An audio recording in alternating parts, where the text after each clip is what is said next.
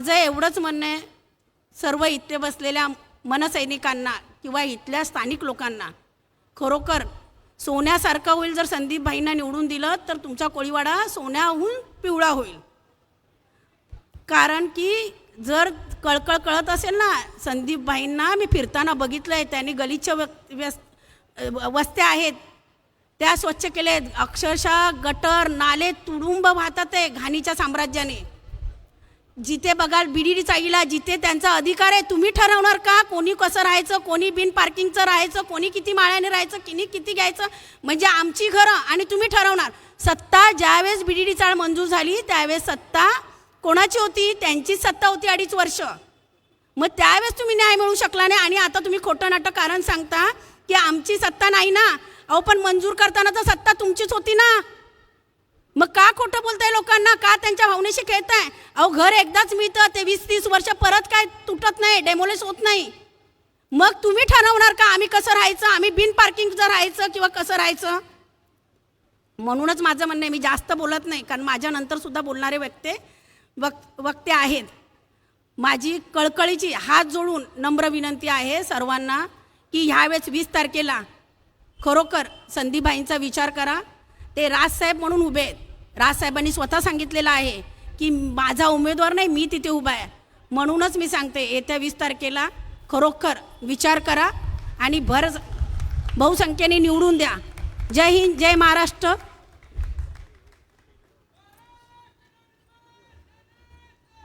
विजय असो. या ठिकाणी मी आमंत्रित करतोय व्यासपीठावर मनसेचे सरचिटणीस संजय नाईक साहेब, उत्तम सांडव, मनोज परब, त्यासोबत अनिल पाटील, दादा गावडे, दत्ता पाटील, अक्रूर पाटकर, प्रियांका कांबळे, संतोष नर, त्यासोबत पद्मनाभ वाडकर, विकास साळवी, मंगेश कशाळकर, विजय पाटील, लक्ष्मी दयाळकर, अस्मिता दरेकर, विजयता पवार आणि शीला शिंदे या सर्वांनी व्यासपीठावर यायचं आहे. आणि यानंतर मी विनंती करतो आपल्या महाराष्ट्र नवनिर्माण सेनेचे उपाध्यक्ष माननीय संजय जामदार साहेबांना की आपण सभेला संबोधित करावं. संजय जामदार साहेब, जोरदार टाळ्यांनी स्वागत करा संजय जामदार साहेबांचं.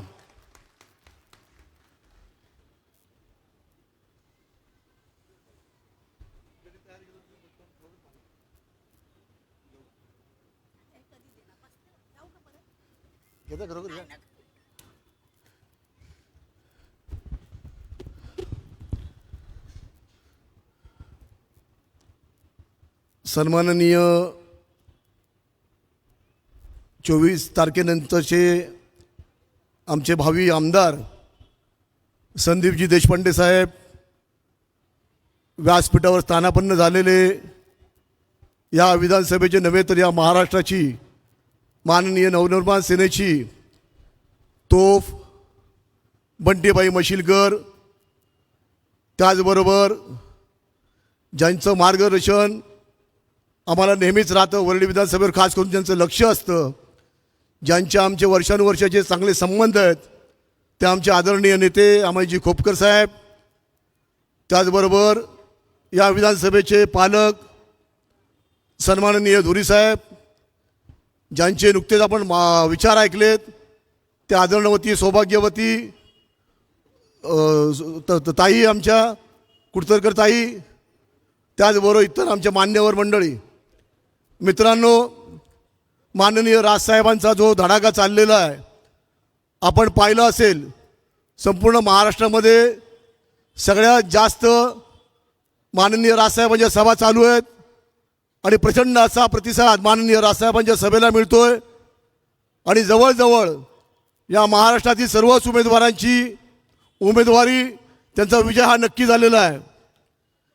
मला तुम्हाला एवढं सांगायचं आहे की ज्या पक्षाचा सारथी राजसाहेब आहे, ज्या झेंड्यावर छत्रपती शिवाजी महाराजांची राजमुद्रा आहे, त्या शिलेदाराची विजयाची घोडदौड ही नक्की झाल्याशिवाय राहणार नाही. आणि या विधानसभेचे आजचे शिलेदार आहेत सन्माननीय संदीपजी देशपांडे.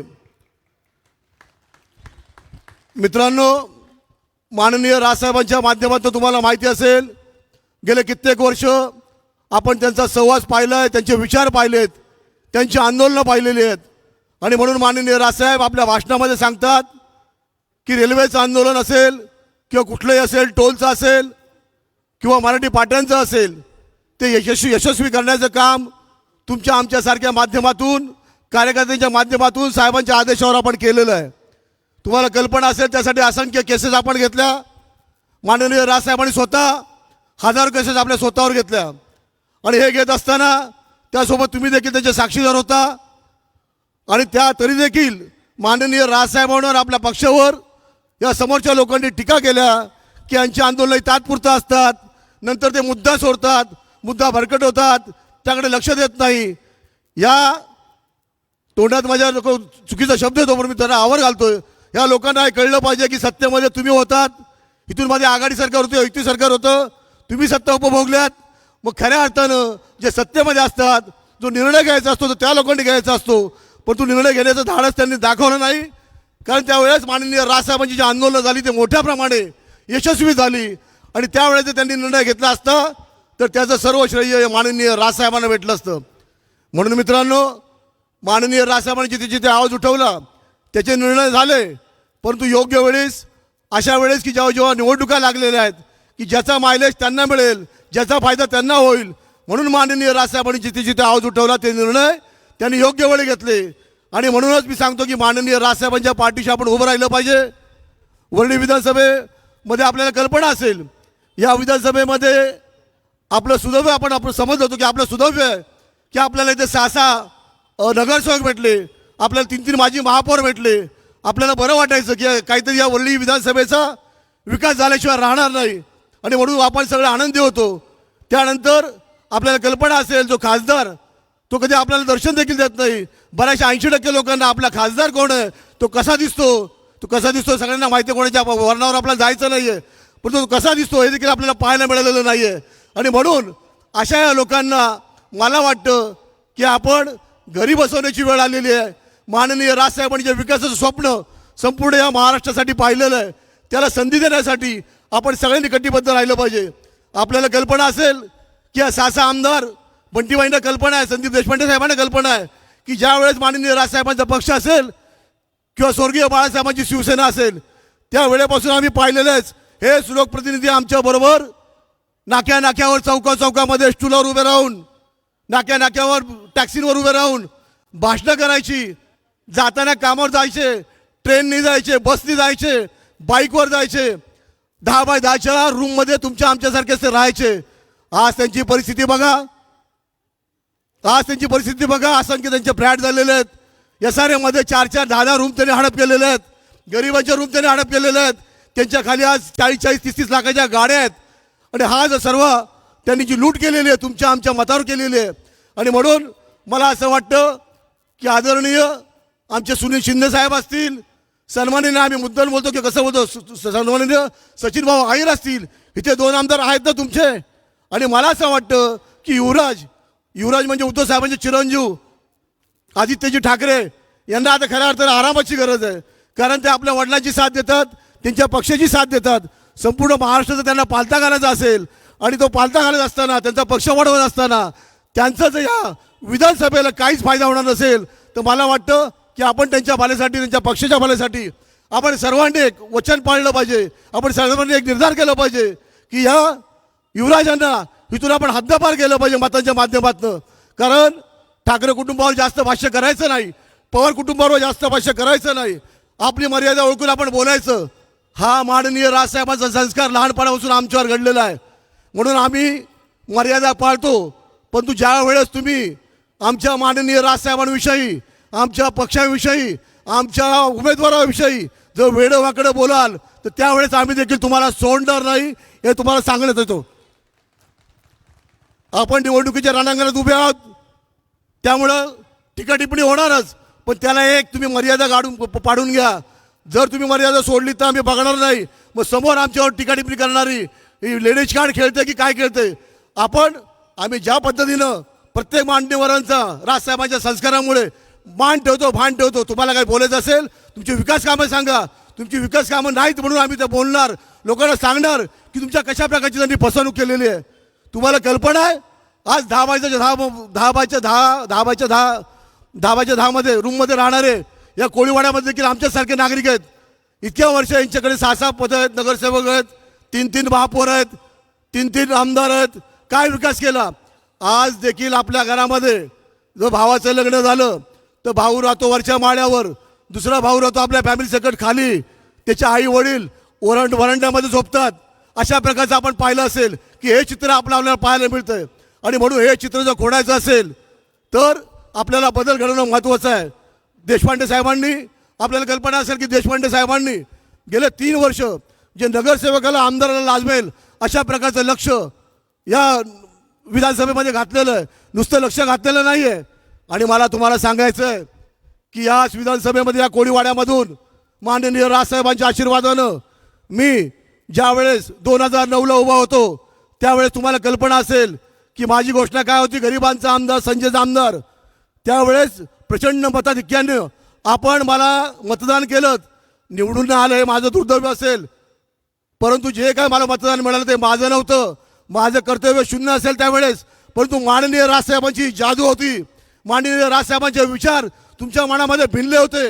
आणि म्हणून सगळ्या माता भगिनी या कोळीवाडीतले सगळे बांधवांनी माननीय राजसाहेबांना प्रचंड मतदान केलं. आणि म्हणून मी सांगतोय की अशाच प्रकारचं प्रेम की ज्या वेळेस आता जो तुम्हाला उमेदवार भेटलेला आहे तो नौखा नाही आहे. माननीय राजसाहेबांच्या पक्षामध्ये पक्ष स्थापनेपासून ज्यांनी मोठमोठ्या दिग्गजांना चॅलेंज केलं, त्यांचे अपराध त्यांचे काढले, त्यांची प्रकरणं बाहेर काढली, म्हणून ते सुडाने पेटलेले आहेत. आणि म्हणून असा आमदार आपल्याला लाभलं हे आपण आपलं भाग्य समजावं. आपण पाहिलं असेल की आजच्या सध्याच्या पक्षांच्या अवस्था काय आहेत. दुसरा उमेदवार देवरा यांचे चिरंजीव, मला वाटतं की तुमचा भाऊ म्हणून तुम्हाला सांगतो की त्यांना काही सिरियस घेऊ नका. त्यांचे वडील मंत्री होते, केंद्रीय मंत्री होते. त्या माध्यमातून चांगल्या मार्गाने किंवा वाईट मार्गाने मला माहिती नाही, परंतु अफाट पैसा त्यांनी कमवला. आणि तो कमवत असताना मग आता करायचं काय? वडील आपले दिवंगत झाले, देवात झालं, मग असलेल्या पैशाचं करायचं काय? म्हणून ते मतदारसंघ फिरत असताना, पक्ष वेगवेगळे बदलत असताना त्यांनी हा मतदारसंघ केवळ एक मजा म्हणून, हाऊस म्हणून निवडलेला आहे. त्यामुळे त्यांना काही सिरियस घेऊ नका. देवरांचं काही इथे इफेक्ट होणार नाही, त्यांचा काही परिणाम होणार नाही. परंतु आपण एका या उमेदवाराला दुर्लक्षित करत असताना देखील आपण गाफील राहता कामा नये, आपली फसवणूक होता कामा नये. कारण माझ्या निवडणुकीमध्ये समोर आपल्याला कल्पना असेल की पैशाचा पाऊस पडत होता, समोर कोण दिग्गज होते, त्यांच्याकडे किती पैसा होता याची तुम्हाला कल्पना असेल. तरी देखील त्यांच्या पैशाला आपण लोकांनी भीक घातली नाही. एकीकडे पैशाचा पाऊस, एकीकडे गरिबांचा आमदार माननीय राजसाहेबांचा छोटासा शुल्लक कार्यकर्ता, तरी देखील आपण फाईट केली. आणि म्हणूनच मी सांगतो की आज देखील आपल्याला फाईट करायची आहे आणि ते आपण करणार. रेल्वे आंदोलन माननीय राजसाहेबांना भाषणात सांगतात त्यावेळी आपल्या अंगावर काटा उभा राहतो. खरी गोष्ट त्याची आम्ही साक्षीदार आहोत सगळे, संदीप देशपांडे साहेब, आम्ही सगळे लोक. ज्या वेळेस रेल्वे आंदोलन झालं, माननीय राजसाहेब तो मुद्दा घेतील म्हणून मी घेत नाही, का तो रिपीट व्हायला नको. तो मुद्दा माननीय राजसाहेबांच्या तोंडूनच ऐकायला बरा वाटतो म्हणून ते मग मुद्द्याला बगल देतो. पण तशाच प्रकारचं दुसरं आंदोलन ज्याचा उल्लेख बंटीबाई मला वाटतं व्हायला पाहिजे, ते म्हणजे जे हॉस्पिटलमध्ये ज्या UP बिहारच्या लोकांनी, मेडिकल स्टुडंट लोकांनी, आपल्या उत्तर भारतीय लोकांनी, जे रायगडवरनं आले होते, जे पुण्यावरनं आले होते, जे लातूरवरनं, म्हणजे सगळं विदर्भ असेल, मराठवाडा असेल, या सगळ्या जिल्ह्यातनं आलेल्या उमेदवारांवर हल्ला केला. एवढी दादागिरी माननीय राजसाहेबांना ही बातमी कळाली. माननीय राजसाहेब बंटीबाईचे विभाग अध्यक्ष होते, बंटीबाईंना बोलून घेतलं. त्यांनी सांगितलं आपल्या महाराष्ट्र राज्यातल्या मराठी गरीब विद्यार्थ्यांवर हल्ला होतोय, तुम्ही त्यांना काय धडा शिकवणार की नाही? मला काही कारण नको, आत्ताच्या आत्ता ती सगळे ज्यांनी मारलं त्यांना तुम्ही चोप देऊन इथे माझ्या बांगल्यावर आणलं पाहिजे. त्यावेळेसचा कृष्णकुंज होता, आम्ही सगळे भायकाळ्याची वरडीची सगळे त्यावेळेची मंडळी आम्ही गेलो. माननीय राजसाहेबांनी सांगितलं तुम्ही त्यांना चोपायचं नाही. ज्या मराठ्यांनी मार खाल्ला मुलांनी त्यांना सांगायचं त्यांना मारायला, बदलवायला आणि नंतर माझ्याकडे घेऊन यायचं. तुम्हाला कल्पना नसेल, खरं तर आम्ही त्यांचा चुराच केला असता, पण तू शेवटी विद्यार्थी दक्षत असल्यामुळे त्याच विद्यार्थ्याने ज्यांनी मार खाल्ला त्यांनाच आम्ही सांगितलं की तुम्ही यांना चोप द्या. माननीय राजसाहेबांनी तुमच्यासाठी आम्हाला पाठवलेलं आहे, आम्ही त्यांना मारू शकतो, पण तुमचं काय होईल तर माननीय राजसाहेब जबाबदारी घेतलेली आहे. त्यानंतर त्या विद्यार्थ्यांनी त्या लोकांना मोठ्या प्रमाणात चोप दिला आणि त्यांना आम्ही कृष्णकुंजवर घेऊन आलो. अशा प्रकारची मराठी माणसाचं हित जपणारं, मराठी तरुणाचं हित जपणारं, मराठी माणसावर जिथे जिथे अन्याय होतं तिथे पेटून उठणारे माननीय राजसाहेबांच्या पाठी आपण उभे राहणार आहोत की नव्हत. आणि म्हणून मी तुम्हाला सांगतो मित्रांनो, अशा प्रकारचे आंदोलन होतच राहतील. आणि आज खऱ्या अर्थानं आपलं भाग्य मी समजतो, सारखं बोलतोय की देशपांडे साहेबांसारखा एक अभ्यासक, एक आक्रमक, माननीय राजसाहेबांशी प्रामाणिक असलेला, कुठल्याही प्रकारे भविष्यामध्ये गद्दारी न करणारा. नाही तर आपल्याला कल्पना असेल की आता सध्या काय चाललंय. माननीय राजसाहेब ते देखील आपल्या भाषणात सांगतात, तुम्ही माननीय राजसाहेबांची भाषणं ऐका, ते विचार लोकांपर्यंत पोहोचवा. माननीय राजसाहेबांना जेवढे लोक ऐकतात आणि त्यांना माननीय राजसाहेबांना पसंत करतात, तुम्ही देखील माननीय राजसाहेबांची रोजची भाषणं ऐकली पाहिजेत. संपूर्ण महाराष्ट्रामध्ये माननीय राजसाहेबांनी धुमाकूळ घातलेला आहे. संपूर्ण टाळ्यांच्या गजरामध्ये शिवाजी पार्कला मोठमोठ्या सभा होत आहेत, अशा प्रकारच्या सभा संपूर्ण महाराष्ट्रामध्ये होत आहेत. आणि म्हणून तुम्हाला सांगतो की माननीय राजसाहेबांनी जे म्हणतात, राग व्यक्त करतात की कळत नाही की 4 पक्ष, पूर्वी 2 पक्ष होते, शिवसेनेचे 2 गट झाले, राष्ट्रवादीचे 2 गट झाले, कोण कोणाकडे इकडचं तिकडे काय कळत नाही. आणि मला मी त्या दिवशी देखील भाषणात सांगितलं, आज देखील सांगतोय की आपण एखाद्याला मतदान करतो. समजा आता देशपांडे साहेबांना आपण मतदान केलं तर त्यांचं कर्तृत्व 20% असेल, परंतु 80% मतदान आपण जर त्यांना करणार ते माननीय राजसाहेबांचा उमेदवार म्हणून, माननीय राजसाहेबांचे विचार म्हणून. आणि जर संदीप देशपांडे साहेब जर पुढच्या वर्षी कुठल्या वेगळ्या पक्षामध्ये गेले तर अशांना आपण धडा शिकवला पाहिजे की नाही, तर शिकवला पाहिजे. आणि म्हणून माननीय राजसाहेबांनी आपण निवडून दिलेल्यामध्ये कोण राष्ट्रवादींनी मतदान केलं असेल, तुम्ही शिवसेनेला केलं असेल. आणि म्हणून माननीय राजसाहेबांची काळजी घेऊन की माझा कार्यकर्ता हा गद्दार असूच शकत नाही, तो माझ्याशी पडत्या काळात देखील तेवढी साथ देईल, माझ्यासोबत उभा राहील, माझ्या पक्षासोबत उभा राहील, अशा प्रकारचा विश्वास माननीय राजसाहेबांनी आपल्या उमेदवारावर व्यक्त केला. आणि आज संदीप देशपांडेच्या साहेबांच्या मागे उभं राहणं तुमचं आमचं कर्तव्य आहे. मला वाटतं देशपांडे साहेब निवडून येतीलच, परंतु या मुंबई महाराष्ट्रामध्ये ज्या प्रकारे आपण माननीय राजसाहेबांची लाट येणार आहे, 13ची लाट आले, ते गद्दार गेले, काही लोक पैशाच्या आमिषाने आपल्यामध्ये पण गेले. आणि म्हणून माननीय राजसाहेबांनी यावेळेस जे उमेदवार दिलेत ते चांगले पारखून दिलेत की जो माझ्या पक्षाशी, माझ्या विचाराशी, जो या महाराष्ट्राची प्रामाणिक आहे, त्यालाच माननीय राजसाहेबांनी उमेदवारी दिलेली आहेत. आपण सगळे उमेदवार बघा. आणि म्हणून अशाच प्रकारचा उमेदवार देशपांडे साहेबांच्या रूपाने आपल्याला मिळालेला आहे. मी पुन्हा एकदा सांगतो, माननीय राजसाहेबांच्या विषयी वेडं वाकडं बोलायचं नाही, आम्हाला मर्यादा सोडायला लावू नका. मी पुन्हा एकदा सांगतो, सचिन अहिर भाऊ, सुनील भाऊ, त्यांना आम्ही आदराने सगळे भाऊ बोलतो, लोकप्रतिनिधी त्यांचा आदर केला पाहिजे. त्यांनाही सांगतो, 2 माजी महापौर असतील, 3 माजी महापौर असतील, त्यांनाही मी सांगू इच्छितो की तुम्ही सर्व आहात ना, मग तुम्ही राहाच, पण तू युवराजांना आता आराम द्या, त्यांना पाठवा, निवृत्त करा. आणि निवृत्त नाही केलं तर समोर बसलेली जनता, माननीय राजसाहेबांवर प्रेम करणारी जनता, ही त्यांना निवृत्ती दिल्याशिवाय राहणार नाही, अशा प्रकारचा विश्वास मी देतो. माननीय राजसाहेब तुमच्या आमच्यासाठी जीवाचं रान करून या संपूर्ण महाराष्ट्राचा दौरा करतात. आपण भाषणं ऐकतो आणि निघून जातो. मी पुन्हा त्याच मुद्द्याकडे येतो की समोर पैशाचा आमिष दाखवली जातील तुमच्या आमच्या माध्यमातून, तुमच्या आमच्या मतांवर. ही सगळी मंडळी अतिशय गब्बर झालेली आहेत, गब्बर म्हणजे माजले गेलेली आहेत. त्यांच्याकडे अफाट पैसा आहे. देशपांडे साहेब असतील, आपले साहेब असतील, हे पैशाचं काय करणार नाही. आपल्याकडे जो श्रीमंती आहे ते माननीय राजसाहेबांच्या विचाराची श्रीमंती आहे. ती श्रीमंत घेऊन, माननीय राजसाहेबांच्या विचार घेऊन आपण सर्वांनी, फक्त उमेदवार नाही किंवा विभागाध्यक्ष आणि महिला विभागाध्यक्ष या एवढ्यानेच न जाता सगळ्या मतदारांनी, ज्यांनी ज्यांनी माननीय राजसाहेबांवर त्यांच्या पक्षांवर प्रेम केलं आहे, त्या सर्वांनी माननीय राजसाहेबांवर, राजसाहेबांचे विचार हे घराघरामध्ये पोचवण्याचं काम आपण केलं पाहिजे. मला वाटतं हे रणांगणाचं युद्ध हे आता उद्यापासून तापलं जाईल. विरोधक आपल्या टीकाटिप्पणी करतील, त्यांना उत्तर देताना आपण मागे पुढे पाहता कामा नये, आपण आपली मर्यादा सोडता कामा नये. परंतु त्यांनी जर मर्यादा सोडली तर आपण त्यांना हे करता नाही. दुसरी गोष्ट, आपल्याला कल्पना असेल, बाजूला सन्माननीय युवराज आहेत, त्यांच्या बाबतीत ज्या ज्या वेळेस माननीय राजसाहेबांची त्याला साथ सोबत लागायची त्यावेळेचे सगळे मंत्री, मी नावं घेणार नाही, माननीय राजसाहेबांच्या बंगल्यावर चक्रा मारायचे. पंढरपूरच्या विठोबाच्या मंदिरात कमी, परंतु विठोबापेक्षा देखील मोठे माननीय राजसाहेब त्यांना वाटायचे. राजसाहेब किती आक्रमक असले तरी ते भाबडे आहेत, भोळे आहेत, त्यांचा प्रत्येक पक्षाने फायदा घेतला आणि योग्य वेळेस माननीय राजसाहेबांकडे पाठ फिरवली, असं पाप केलं. आणि काही मंडळी जे माननीय राजसाहेबांच्या किंवा ठाकरे कुटुंबाच्या 1 मीटर देखील उभे राहू शकत नव्हते, ते आज गद्दारी करताय. माननीय राजसाहेबांच्या मुलासमोर, चिरंजीवासमोर, आमच्या युवराजासमोर त्यांनी उमेदवार दिलाय. त्यांना देखील त्यांची जागा दाखवण्याची वेळ आलेली आहे. माननीय राजसाहेब असतील, तुम्ही असतील, आपण सगळी त्यांना जागा दाखवूच. आज त्यांना त्यांच्या भाषा बघा, त्यांच्या भाषणं बघा. या महाराष्ट्राचा मुख्यमंत्री काय म्हणतो की मला कोण काय करू शकत नाही, माझ्या मागे जो मोहळ आहे तो संपूर्ण माझ्या कार्यकर्त्यांचा मोहळ आहे आणि माझ्या केसांना जर धक्का लागला तर मी एकेकाला सोडणार नाही. शिंदे साहेब, तुम्हाला सांगू इच्छितो की तुमच्या बाजूला जो मोहळ आहे तो मुळातला मुंबईतला आहे, मुळातला आमच्यासारखाच तो गुंड आहे.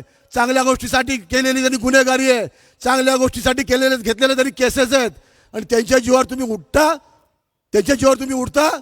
हाच माणूस, मराठी माणूस, हाच मराठी तरुण केवळ आपल्या या मुंबईमध्ये असलेल्या सत्ताधाऱ्यांनी काही प्रगती केली नाही आणि म्हणून तो पुन्हा मुंबईचं ठाणा कल्याण असेल इकडे गेला.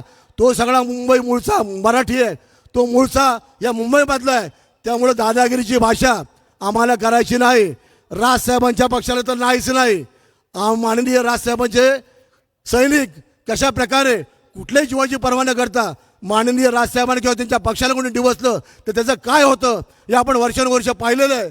मी तुम्हाला धमकी देत नाही आहे, परंतु तुम्ही आपला मर्यादा सोडू नका, आम्हाला गृहीत धरू नका. मग ते कुठलंही असेल, दादागिरीच्या बाबतीत असेल, राजकारणाच्या बाबतीत असेल, जशाच तसं उत्तर दिल्याशिवाय आम्ही राहणार नाही. मी जास्त न बोलता बराच वेळ बोललो असेल. माननीय राजसाहेब तिथून आता निघतील 15-20 मिनिटांमध्ये, तर मला माफ करा. मी जास्त बोलत असेल तर मला क्षमा करा. मला जी उमेदवारांनी संधी दिली की जामदार तुम्ही बोला तुमच्याविषयी आणि आपल्या या पक्षाविषयी, म्हणून मी बोललो. माझ्यानंतरची या आम्ही छोटे छोटे लवंगे फटकडे आहेत हो.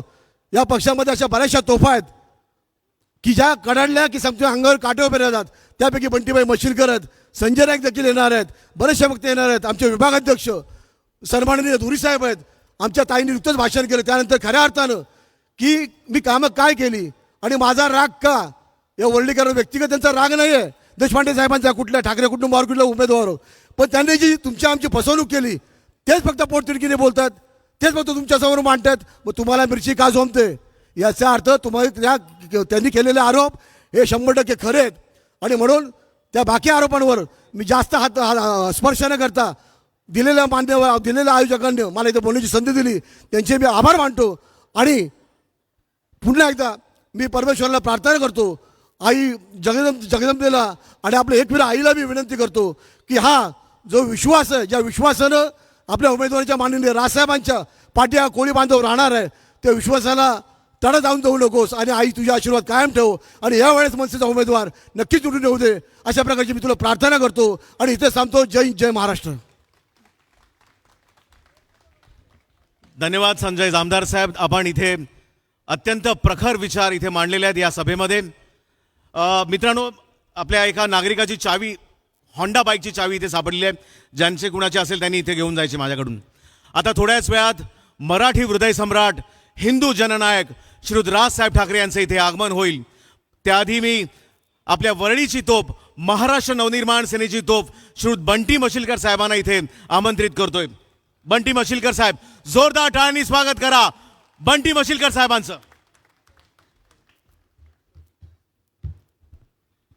महाराष्ट्राचा आराध्य दैवत छत्रपती शिवप्रभूंना मानाचा मुद्रा करून, भारतीय घटनेचे शिल्पकार भारतरत्न डॉक्टर बाबासाहेब आंबेडकर यांना विनम्र अभिवादन करून, या महाराष्ट्राची दशा होत असताना या महाराष्ट्राला दिशा देणारे तुम्हा आम्हा सर्वांचे, तरुण तरुणी, आबालवृद्धांचे, ज्यांनी या महाराष्ट्रामध्ये ज्यांना मराठी हृदय सम्राट म्हणून पदवी दिली, ते तुम्हा आम्हा सर्वांचे भाग्यविधाते आदरणीय राजसाहेब ठाकरे यांना मानाचा मुद्रा करून आजच्या ह्या वरीच्या सभेला उपस्थित माझे परम मित्र, महाराष्ट्र राज्याचे सरचिटणीस, चित्रपट सेनेचे अध्यक्ष आदरणीय खोपकर साहेब, ज्यांनी नुकतीच आपली जबरदस्त विचार मांडले. गेले अनेक वर्ष राजसाहेबांच्या बरोबर सावलीप्रमाणे आणि आरशाप्रमाणे राहणारे, गेले अनेक वर्ष साहेबांच्या बरोबर साथ सोबत करणारे उत्कृष्ट वक्ते आदरणीय संजय जामदार साहेब, या विभागाचे विभाग अध्यक्ष कार्यसम्राट म्हणून त्यांचं नाव आहे ते धुरीसाहेब, महिला विभागाध्यक्ष जयश्रीताई, आणि ज्यांच्या विजयासाठी उपस्थित जिवंत हृदयाच्या, शाबूत डोक्याच्या आणि सहसा रक्ताच्या माझ्या वरीतील मतदार बंधू आणि भगिनीनो, आदरणीय व्यासपीठ, आत्ताच जामदार साहेबांनी सांगितलं की कशा पद्धतीनं सगळ्या प्रश्नांची उत्तरच जवळजवळ दिली. स्वतः निवडणूक लढले, वरी विधानसभेची परिस्थिती कशी आहे, भौगोलिक कशी आहे, राजकीय कशी आहे. ही वरी विधानसभा ही बहुरंगी आहे. एका बाजूला वरी सिपेसला श्रीमंताच्या श्रीमंत माणसं राहतात, तर दुसरा एका बाजूला आपला वरी कोळीवाडा असेल, जिजामाता नगर असेल, मरियम्मा नगर असेल, VP नगर असेल, दुसऱ्या बाजूला बिडीचा असेल, दुसऱ्या बाजूला डिलाल रोड सारखा भाग असेल. या सर्वसामान्य या वरीमध्ये श्रीमंत लोक राहतात, तसे तुमच्या आमच्या सर्वांचे सर्वसामान्य लोक देखील राहत असतात. आणि म्हणून बांधवांनो, ही जी निवडणूक आहे ही आगळी वेगळी, मी मगाशी म्हणालो की धनशक्ती विरुद्ध जनशक्तीची निवडणूक आहे. जामदार साहेब म्हणाले की त्यांच्या विरोधात खूप अशी धनशक्ती आहे, परंतु आपल्याकडे राजसाहेब ठाकरे नावाचा 5 अक्षरी असलेली ताकद आणि त्यांच्याकडे जो विचारांचा जो भरलेला हंडा आहे, ती विचारांची ताकद, विचारांची शक्ती, विचारांची विपुल संपत्ती या महाराष्ट्राला देतच आलेली आहेत. आणि तीच खऱ्या अर्थानं ताकद आहे. म्हणून येणारा काळ हा महाराष्ट्र नवनिर्माण सेनेचा असणार आहे. येणारा काळ हा राजसाहेब ठाकरेंचा असणार आहे, ज्यांनी या महाराष्ट्रामध्ये खऱ्या अर्थाने मराठी नाणा, मराठी बाणा, मराठी अस्मिता, मराठी संस्कृती काय असते या महाराष्ट्राला नव्हे तर देशाला दाखवून देणारे राजसाहेब तुमच्या आमच्यासाठी आपल्या सगळ्या पदांचे राजीनामे देऊन बांधवांनो या महाराष्ट्र नवनिर्माण सेनेची स्थापना केली. तुम्हाला कल्पना असेल की हा महाराष्ट्र नवनिर्माण सेना हा पक्ष शून्यातून विश्व निर्माण करणं फार मेहनतीचं असतं, फार कष्टाचं असतं, आणि त्याच्यामध्ये खूप मजा असते, त्याच्यामध्ये संघर्ष असतो. परंतु इकडचे जे स्वयंघोषित आमदार आहेत, कर्तृत्व हे वारसाने मिळत नसतं, ते स्वकर्तृत्व मिळवावं लागतं. ते राजसाहेबांनी दाखवून दिलं की मी आयत्या पिठावर रेगोट्या मारणार नाही, तर संघर्षातून माझा पक्ष उभा करणार आहे. आणि म्हणून संघर्षातून ही सगळी मंडळी बांधवांना आपण एकत्रित आलेलो आहे. आज या संदीप देशपांडे आमचा परम मित्र, काल परवापर्यंत विद्यार्थी सेनेमध्ये आम्ही सगळी पोरं म्हणून काम करत होते, अनेक आंदोलनं करत होते. आणि आंदोलनाचा सर्वाधिक जास्त रेकॉर्ड ब्रेक करणारा कोण असेल तर आपले संदीप देशपांडे असं बोललं तर ते चुकीचं ठरणार नाही. अनेक आंदोलनं, अनेक केसेस अंगावर घेतलेल्या आहे. आणि म्हणून बांधवांनो आपली जबाबदारी फार वाढलेली आहे. आणि म्हणून जबाबदारी इतकी वाढलेली आहे की ह्या भागामध्ये मगाशी जामदार साहेबांनी सांगितलं की कशा पद्धतीचे आंदोलन झाले, अनेक आंदोलनातून आपण पक्ष आपला मोठा झालेला आहे. परंतु इकडच्या लोकांनी एक अमयजी 1990 सालापासून ते 2024 पर्यंत एकच फक्त 5 वर्ष त्या सचिन भाऊ आयरची गेली. एवढे वर्ष या भागामध्ये अनेक आमदार, अनेक नगरसेवक, अनेक महापौर, परंतु तुमच्या आमच्या लोकांचा कोणी विचार केला नाही, किंवा तुमच्या आमच्या घरामध्ये काय शिस्त आहे त्याचा विचार केला नाही, किंवा तुमच्या आमच्या घराला काम धंदा मिळाला पाहिजे त्याचा विचार केला नाही, की तुमच्या आमच्यासाठी उद्या आम्हाला काय करावं लागतं ह्याचा विचार केला नाही. या भागामध्ये इकडच्या आमदारांनी स्वतःच्या भावाचं, घरातलं, मेवण्यांचं, पाहुण्यांचं त्यांचंच केलं, परंतु तुम्हा आम्हा मराठी माणसांचं किंवा या शिवसैनिकांचं भलं केलं नाही. भारतीय कामगार सेना नावाची जी संघटना आहे त्याचे अध्यक्ष, सरचिटणीस याच वरील विधानसभेतले आहेत. म्हणून या वेगळ्या विषयावर मी बोलणार आहे. बांधवांनो, हा कामगार विभाग आहे. काल परवापर्यंत आम्ही गिरणीमध्ये जात असताना, आजी आजोबांना डबा घेऊन जात असताना, तिथे डबा गेल्यानंतर आम्हाला 1 रुपया 2 रुपये मिळायचा. या चिमणीच्या भुंग्यातून म्हणे सोन्याचा धूर व्हायचा. परंतु कालांतराने या राजकीय लोकांनी आणि या भांडवलशाहीनी एकत्रित मिळून या सगळ्या मिल गिळून टाकल्या. त्यांनी इथे कॉल आणि मॉल संस्कृती निर्माण झाली. ज्या तुमच्या आमच्या लोकांना आज इकडचा आमदार सांगतो की आमच्या हृदयात राम आहे आणि हाताला काम पाहिजेत. माझा त्यांना प्रश्न आहे की तुम्ही आतापर्यंत किती लोकांना हाताला काम दिलं या वरीमधील विचारा. या इथून एकही एकाचाही उत्तर येणार नाही की माझ्या हाताला काम दिलं नाही आणि हृदयात रामाच्या गोष्टी करतायत. ज्या शिवसेना प्रमुखांनी आयुष्यभर त्या काँग्रेसच्या विरोधामध्ये रान उठवलं, आयुष्यभर सांगितलं की माझं दुकान बंद करेल, त्या प्रभू रामचंद्राचं नाव घेण्याची ह्यांची लायकी देखील नाहीये. आणि ज्या काँग्रेस बरोबर गेलेले आहेत त्या काँग्रेसनी प्रभू रामचंद्राचं अस्तित्व आहे की नाही याच्यासाठी कपिल सिब्बल नावाचा वकील देऊन तिथे त्या राम जन्मभूमीचा वाद निर्माण करणारे काँग्रेसच्या बरोबर आहेत. ज्या भगव्याची आन बाण शान आम्ही राखायचो, भगवा म्हटलं की भगवा आम्ही म्हणायचो नाही की आमचा रक्त कधी लाल आहे, आम्ही नेहमी सांगायचो आमचं रक्त हा भगवाच आहे. त्या भगव्याला बांधवानो या महाराष्ट्रामध्ये हिरवा रंग लावायचा प्रयत्न या शिवसेनेने केलेला आहे. त्याचा कधी हिरवा होणार आहे ह्याची आपल्याला वाट बघायची आहे. आणि म्हणून ज्या राजसाहेबांनी जे स्वप्न बघितलेले आहे, मंजिल उन्हीं को मिलते है जिनके सपनों में जान होती है, मंजिल उन्हीं को मिलती है जिनके सपनों में जान होती है.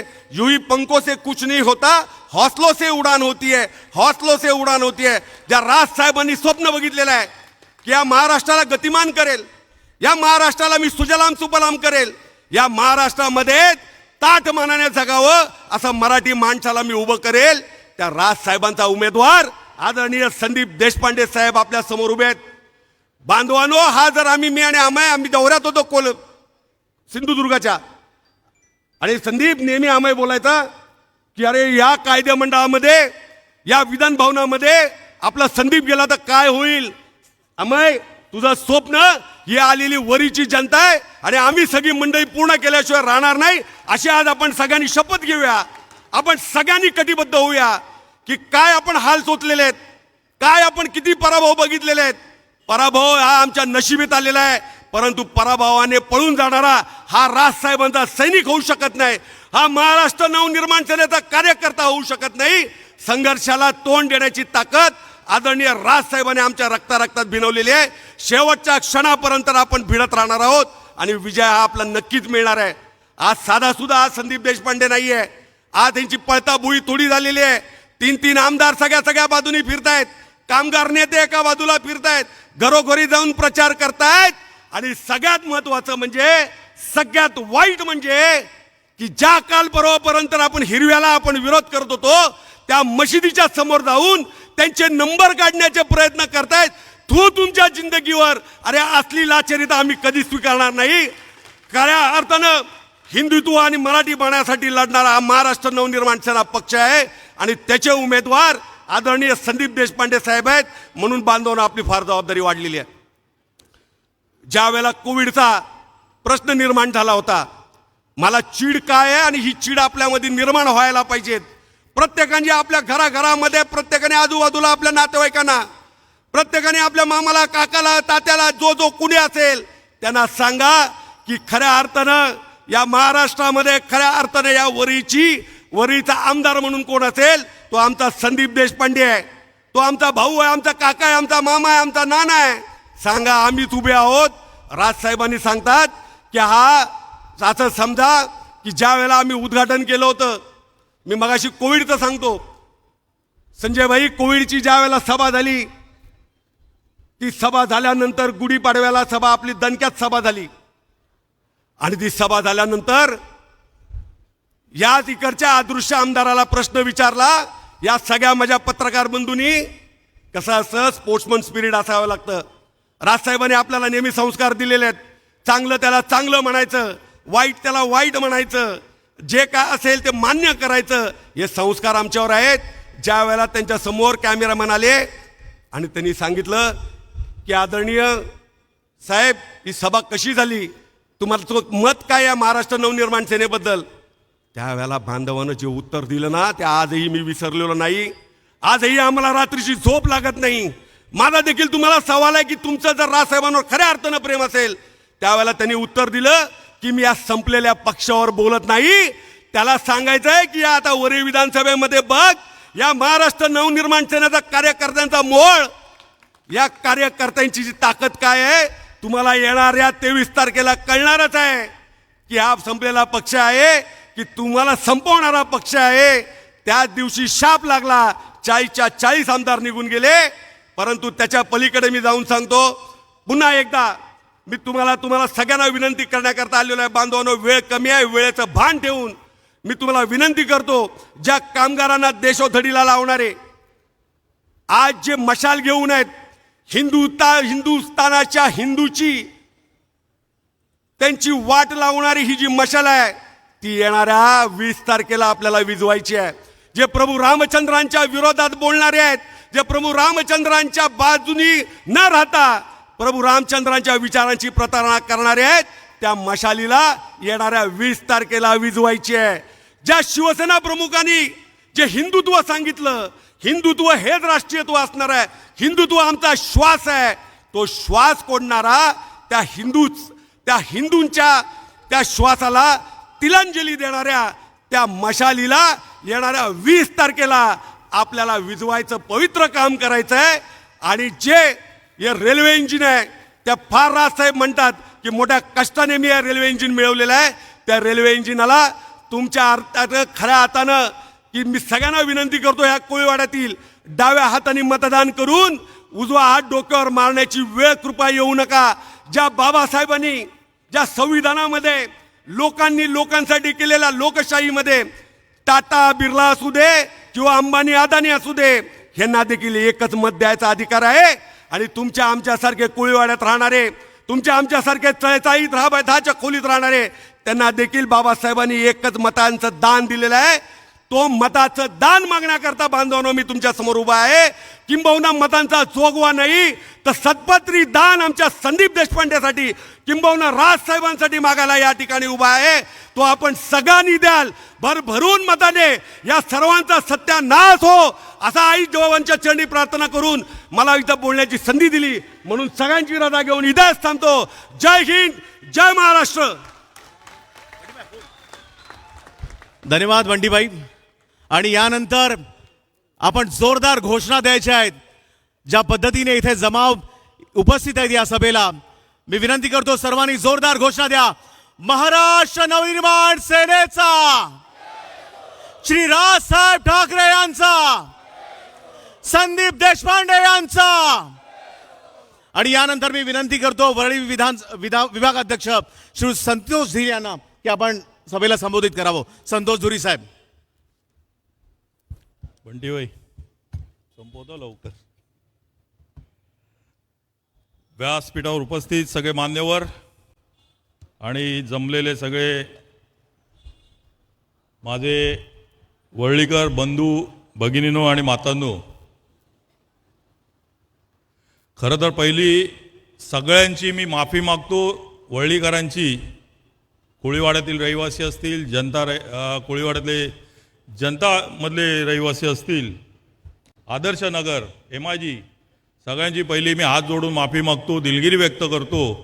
कारण आज हा जो रस्ता आहे तो आपण बंद केला आहे आणि त्याचं कारण म्हणजे सन्मान्य राजसाहेबांची सभा एवढ्या छोट्या रस्त्यावर होऊ शकत नाही. त्यामुळे आपण एक मोठा जनसमुदाय येणार आहे, त्या कारणानेच आपण इकडे ही सभा घेतली. त्याबद्दल मी जे सहकार्य केले त्याबद्दल तुमचे आभार पण मानतो आणि तुम्हाला जो त्रास झाला त्याबद्दल दिलगिरी पण व्यक्त करतो. तुम्हाला माहितीच असेल, विधानसभेचं इलेक्शन चालू झालं आणि चर्चेला उधाण आलं की मनसेची इकडनं सीट मिळणार की नाही मिळणार. आणि त्याचं उत्तर नंतर सन्मान्य राजसाहेबांनी दिलं आणि आपल्याला एक चांगला उमदा उमेदवार संदीपजी देशपांडे, सुशिक्षित शिकलेला उमेदवार आपल्याला दिला. आज झालेलं आहे कसं की मागच्या वेळेला सन्मान्य राजसाहेबांनी आपल्या पुतण्याला जागा सोडून दिली वरळीची. सगळ्या वरळीकरांच्या अपेक्षा होत्या की काहीतरी हा माणूस काहीतरी करेल, हा राजपुत्र काहीतरी करून दाखवेल. एकदम सुकर रस्ता मिळाला, कोणीच समोर नाही आणि सहज जिंकून आला. त्याच्यानंतर काय, त्याच्यानंतर जो अदृश्य झाला, वडील घरी आणि मुलगा नाईट लाईफमध्ये दंग झाला. आणि या नाईट लाईफमध्ये दंग असताना त्यांनी वरळीकरांकडे दुर्लक्ष केलं. मग ते कोळीवाड्याचे प्रश्न असून दे, BDD चाळीतल्या लोकांचे प्रश्न असून देत, सगळ्या वरळीकरांचे प्रश्न त्यांनी सोडून दिले. सगळ्यांच्या अपेक्षा होत्या. कोणाच्या अपेक्षा पूर्ण झाल्यात का? नाही झाल्यात. आणि सोडून दिल्या कोणावर? तर त्यांनी आता तुम्ही मला वाटते एक पत्रक त्यांनी पाठवलं. आता प्रत्येकाच्या घरोघरी वेगवेगळं पत्रक आहे की मी काय कामं केली आमदार फंडातून. काय कामं केली? कामं काय केली तुम्ही? शेड बांधायची कामं केली, चौकाचं सुशोभीकरण करण्याची कामं केली. कामं काय केलीत तुम्ही? जांभुरी मैदानामध्ये सुशोभीकरणाच्या नावाखाली तिकडचे जे स्टॉल धारक होते, बिचारे गरीब लोक होते, त्यांना बाहेर काढलं. आणि तिकडे एक ज्येष्ठ नागरिकाचा कट्टा होता, त्याला एक मस्त खोली बनवली आणि एक शाखा बनवून टाकली आणि त्याच्यावर मोठा बोर्ड लिहिला, आमदार फंडातून काम करण्यात आलं आदित्य साहेबांच्या. ही कामं केली, लोकांना गृहीत धरलं. आणि नंतर काय म्हणणं काय त्यांचं की आमच्या नगरसेवकांनी काम केली. काय कामं केली हो तुमच्या नगरसेवकांनी? तुमच्या नगरसेवकांनी काय काम केली? मड्यावरचं लोणी खायचं काम केलं, बॉडी बॅग घोटाळा केला, खिचडी घोटाळा केला, ही कामं केली. इकडच्या नगरसेविकेने काय काम केलेलं आहे? बघितलं असेल वरळी कोळीवाड्याचे हाल काय झालेले आहेत. गेली 4 टर्म यांचे नगरसेवक होते, 4 टर्म मध्ये जे अनधिकृत बांधकाम झालेलं आहे. त्यामुळे मी तुम्हाला सांगतो, मी लहान असताना इकडे ज्या वेळेला मी गाडी घेऊन यायचो या कोळीवाड्यामध्ये, तेव्हा मी किल्ल्यापर्यंत जायचो गाडी घेऊन, 4 व्हीलर. आणि आजची परिस्थिती काय? तिकडे बाईक घेऊन जाताना वांदे होतात. ह्या नगरसेवकांच्या जीवावर तुम्ही कामं करणार? MIGचा प्रश्न आहे, MIGचा रस्त्याचे प्रश्न आहेत तिकडे. आज इकडे डिवाइड पाटील इंटरनॅशनल स्कूल झालं इकडे चालू. तिकडे गाड्या येतात सकाळी सकाळी, शाळा भरताना गर्दी, लोकांना जायचे वांदे, शाळा सुटल्यावर वांदे. MIGचा गटाराचा प्रॉब्लेम आहे तिकडे, तो काय सोडवायला मागत नाही. सगळं रॉकेट सायन्स आहे ना, काही कामं करता येत नाही. जनता कॉलनीचे जे आता डेव्हलपमेंटचं चाललंय ते पण अडवून ठेवलेलं आहे, कुठलीच कामं करत नाहीयेत. कोळीवाड्यातले प्रश्न, पाण्याचे प्रश्न असतील, रस्त्याचे प्रश्न असतील, काही कामं करायला मागत नाहीयेत. कारण कसं आहे, तुमची कामं एकदा झाली, व्यवस्थित सगळं रस्त्यावर आलं, व्यवस्थित एकदम स्ट्रीमलाईन झालं की झालं ना, तुम्हाला काही गरजच नाही ना आमची. लोकप्रतिनिधी तुम्हाला गृहीत धरलेला आहे, तुम्हाला एक दहशत देत आहेत, दहशतीच्या खाली तुम्ही काम करतायत. अभी डरने का नहीं वर्लीकर, अभी डरने का नहीं, क्योंकि संदीप देशपांडे आ रहा है. अभी संदीप देशपांडे आ रहा है. डरने वाला अभी कौन? सामने वाला विरोधक. फाटली आहे. आज परिस्थिती खराब आहे त्यांची. कारण एक शिकलेला, सुशिक्षित, वक्तृत्व चांगलं त्याचं, भाषेवर पकड चांगली, मराठी भाषा असून दे, हिंदी असून दे, इंग्लिश असून दे, कन्नड असून दे, सगळ्या भाषेंवर चांगलं प्रभुत्व असलेला हा शिकलेला उमेदवार. आणि तुम्हाला माहितीच आहे, डॅशिंग आहेच, तुम्ही बघतात त्याला, ज्या पद्धतीने तो कामं करतो, ज्या पद्धतीने तो बोलतो, ज्या पद्धतीने तडपतेने सगळे तुमचे प्रश्न मांडतो जनतेचे. कोविड काळामध्ये तुम्ही जे बघितलं असेल, प्रत्येक वेळेला त्यांनी तिकडे सन्मान्य राजसाहेबांकडे नेऊन प्रश्न तिकडे सगळ्यांना घेऊन गेलाय आणि त्यांचे प्रश्न सोडवण्याचं काम संदीप देशपांडेने केलेलं आहे.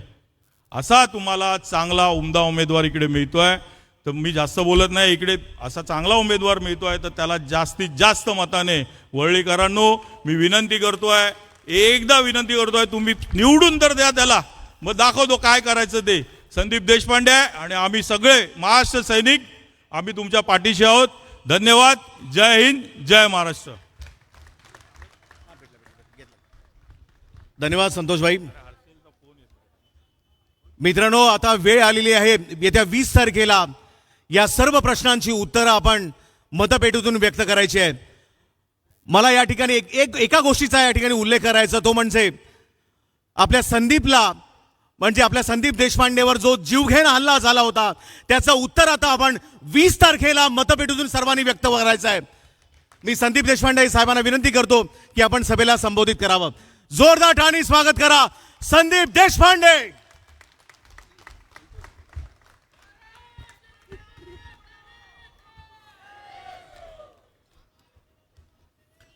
महाराष्ट्राचे आराध्य दैवत छत्रपती शिवाजी महाराज, परमपूज्य डॉक्टर बाबासाहेब आंबेडकर,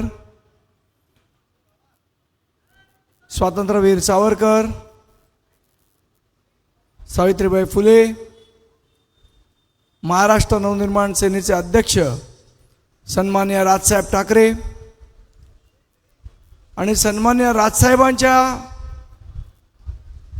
सभेसाठी, त्यांचे विचार ऐकण्यासाठी आतुर झालेली ही सर्व वरळीकर जनता, जमलेले माझे सर्व कोळी बांधव, भगिनींनो आणि मातांनो, मगाशी संतोष दुरींनी सांगितलं, माफीसुद्धा मागितली की हा रस्ता बंद केला. खरं तर संतोषजी, मूळ प्रश्न हा असा आहे, दिलगिरी तर व्यक्त केलीच पाहिजे की रस्त्यावर आपण सभा घेतोय त्याच्यासाठी लोकांना जी गैरसोय होते त्याच्याबद्दल दिलगिरी तर व्यक्त केलीच पाहिजे आणि ते आहेच. पण मूळ प्रश्न असा आहे की सभा रस्त्यावर का घ्यावी लागते. सभा घेण्यासाठी वरळीमध्ये किंवा वरळी कोळीवाड्यात मैदान उपलब्ध का नाही. गेले 20 वर्ष तुम्ही सत्तेत होतात, मग तुम्ही एखादं मैदान या वरळी कोळीवाड्यात का शिल्लक नाही आणि जे किल्ल्याजवळचं आमचं मैदान शिल्लक ठेवलंय त्या मैदानापर्यंत अशी सभा घेण्यासाठी लागणारे हे जे स्टेज आणि बाकीचं मटेरियल आहे त्याचा ट्रक पोहोचू शकत नाही, त्याच्यासाठी रस्ता नाही. ही जर कोळीवाड्याची कोणी अवस्था केली असेल तर आत्तापर्यंत जिथे 20 वर्ष ज्या लोकांनी राज्य केलं, ज्या लोकांना भरभरून प्रेम आमच्या कोळी बांधवांनी दिलं, त्यांनी ही कोळीवाड्याची अवस्था केली. आज माझा प्रश्न आहे, समजा किल्ल्याजवळ एखादी दुर्घटना घडली, एखाद्या माणसाला हार्ट अटॅक आला, आज ॲम्ब्युलन्स आपली किल्ल्यापर्यंत जाऊ शकते का. सगळ्यांना प्रश्न आहे. किल्ल्यापर्यंत काय त्या क्रॉसच्या पुढे आपली ॲम्ब्युलन्स जात नाही, जाते. मग अशी अवस्था केलेल्या लोकांना आपण पुन्हा निवडून देणार आहोत का, हा माझा प्रश्न आहे.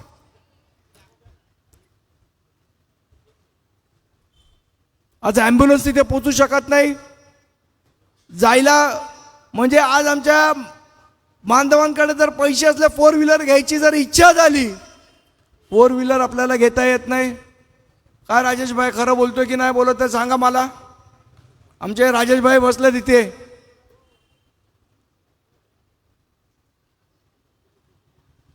रस्ता नाही, अनधिकृत बांधकामाचा पेव फुटलेला आहे. कोणी उठतंय, काही बांधताय, काही करताय, कोणाचा कोणावर कंट्रोल नाही.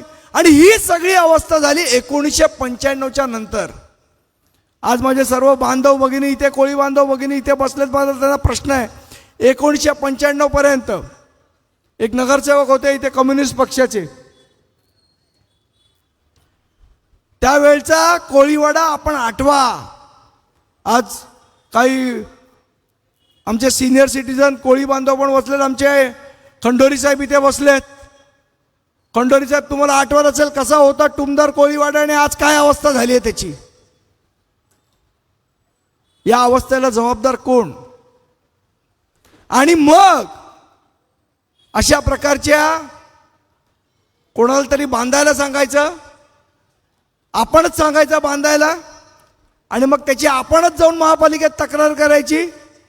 आणि लक्ष्मी दर्शन झालं की तक्रार मागे घ्यायची. हा खेळ या वरळी कोळीवाड्यात गेले अनेक वर्ष चालू आहे आणि हा खेळ आता थांबवायची वेळ आलेली आहे. आणि याच्यासाठी आमचं तुम्हाला आव्हान आहे, बाद झाला हा खेळ. आणि मग काय करायचं. आज पण आपण सभा घेतोय, लगेच निवडणूक आयोगाकडे धावत गेले. नाही नाही तो रस्ता ब्लॉक झालाय आणि असं तसं हे ते.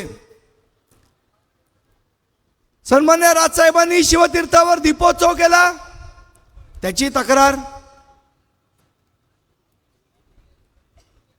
का तक्रार? तर ह्यांच्या पोटात दुखतं, आपण काही करायचं नाही आणि दुसऱ्यांनी केलं तर त्याला करू द्यायचं नाही, अशा प्रकारची मानसिकता ह्यांची आहे.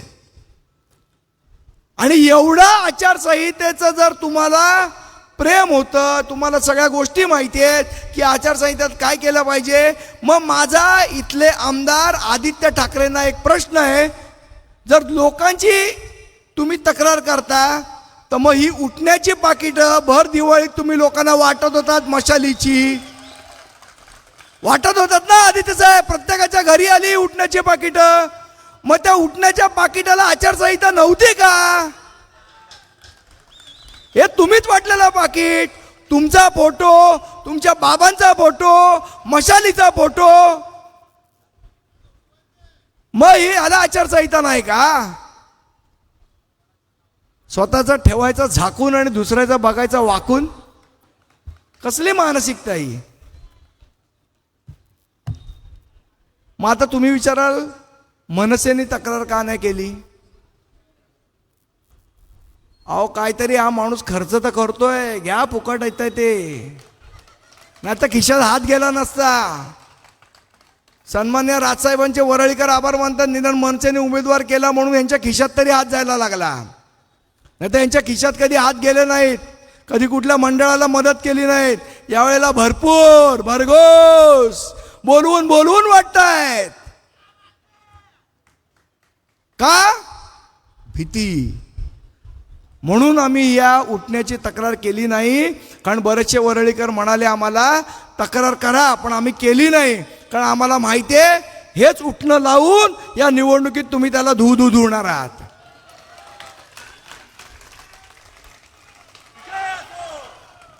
म्हणून तक्रार केली नाही. या वरळी कोळीवाड्याचे अनेक प्रश्न आहेत, वरळीचे अनेक प्रश्न आहेत.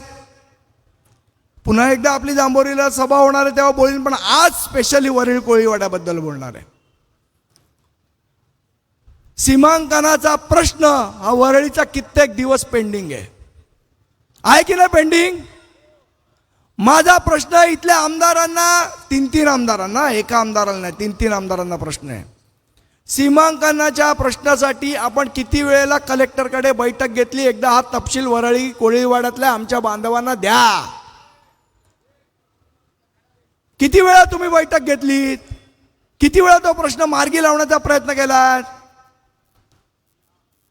विधानसभेचा रेकॉर्ड सांगते, विधानसभेचं, हे माझी माहिती नाही किंवा माझा आरोप नाही, जे रेकॉर्डवर आहे तेच संदीप देशपांडे बोलतो. विधानसभेच्या रेकॉर्डवर वरळीबद्दलचे प्रश्न आदित्य ठाकरेंनी आतापर्यंत फक्त 3 विचारले, गेल्या 5 वर्षात फक्त 3 प्रश्न. धारावीबद्दल अनेक, अदानीबद्दल अनेक. अरे बाबा, तू वरळीचा आमदार आहेस का धारावीचा आमदार आहेस? आज पण वरळीबद्दल बोलत नाही. अहो, जो माणूस निवडणूक आल्यानंतर स्वतःचा प्रचार करायला फिरत नाही, तो निवडून आल्यानंतर तुमच्याकडे येणार आहे का, तुमच्याकडे बघणार आहे का, हा विचार करा. त्यानंतर दुसरं एक उभं राहिलंय, देवरा. अरे यांना बघितलं, यांच्या चेहऱ्यावरची माशी हलत नाही आणि हे म्हणे कोळीवाड्याचा विकास करणार. माशाचा वास तरी चालेल का यांना? हा, हे सगळी साऊथ मुंबई वेज बनवायला निघालेले, वेज साऊथ मुंबई, हे करणार विकास? एक लक्षात ठेवा बांधवांनो, या कोळीवाड्यावर नजर आहे. हे का नजर आहे? या सगळ्या लोकांची समुद्रकिनारी वस्ती असलेला, जिथे मोठे मोठे टॉवर उभारू शकतात, ही एकमेव जागा शिल्लक आहे. उद्या जर इथे काही वेडावाकडं झालं, तुम्ही वेडावाकडा निर्णय घेतला, वेडावाकडा लोकांना निवडून दिलं, जैन टॉवर होतील आणि मग बाजूला मासे काय विकायला, काय करायला सुद्धा देणार नाहीत तुम्हाला.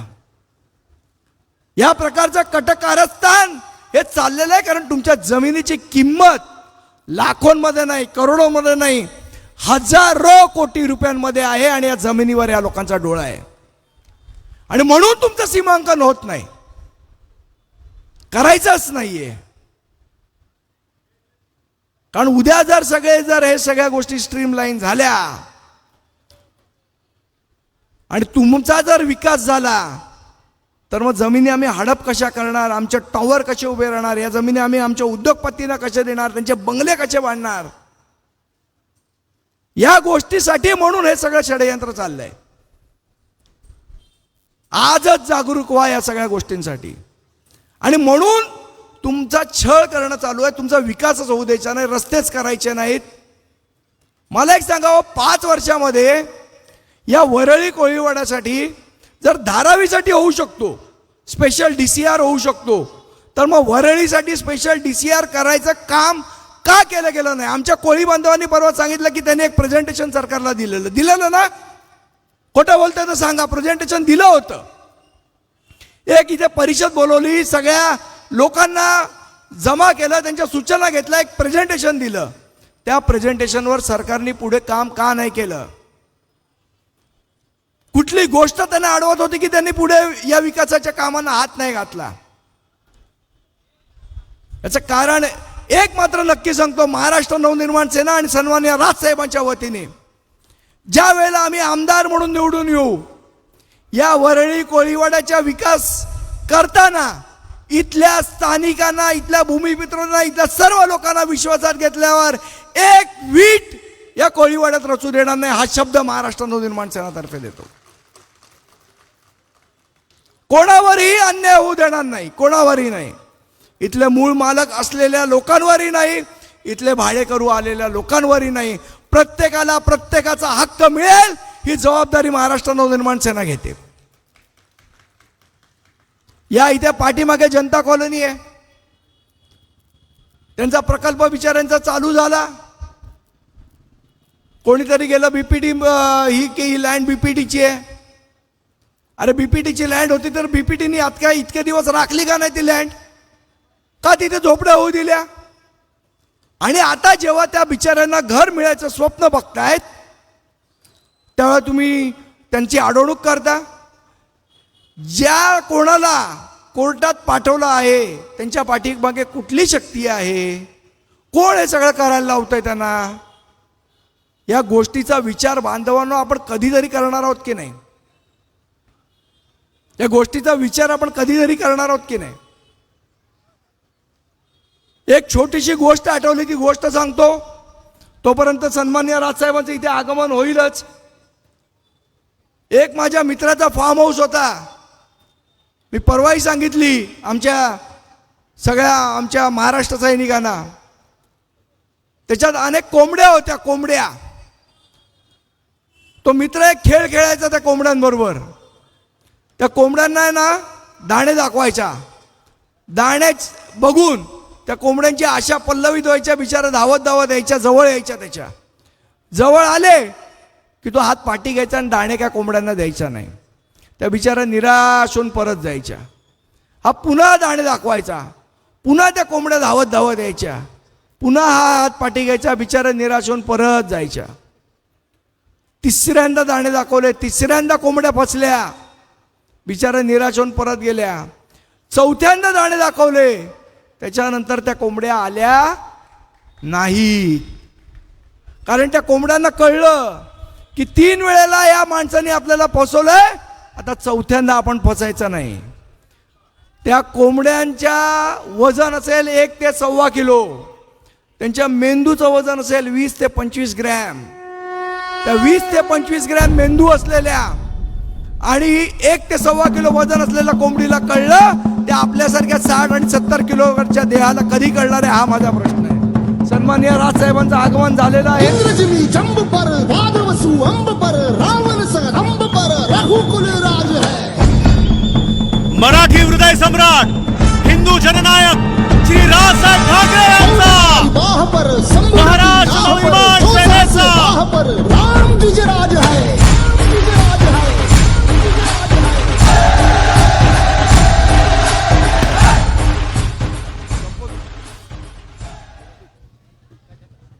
सन्माननीय राजसाहेबांचं आगमन झालेलं आहे. त्यांच्या आणि आपल्यामध्ये मी फार वेळ घेणार नाही. फक्त एक शेवटचा मुद्दा आपल्याला अधोरेखित करतो आणि माझे 2 शब्द संपवतो. बांधवांनो, या सगळ्या ज्या गोष्टी मी तुम्हाला सांगितल्या, आज कोळीवाड्याचं सीमांकन असेल किंवा आज झालेली कोळीवाड्याची दुरवस्था असेल किंवा ज्या प्रकारचे रस्ते झालेत, रस्त्यांची अवस्था असेल, आपण या सगळ्यांचा विचार येत्या 20 नोव्हेंबरला करावा आणि आपलं मतदान करावं. माननीय राजसाहेबांनी जो विचार मांडला की आपल्याला राजकीय संस्कृती बदलायची आहे, त्या विचाराला आपण भरघोस पाठिंबा द्याल अशी आशा व्यक्त करतो आणि माझे 2 शब्द संपवतो. जय हिंद, जय महाराष्ट्र. मी माननीय राजसाहेबांना विनंती करतो की आपण शिवप्रतिमेस पुष्पहार अर्पण करायचा आहे.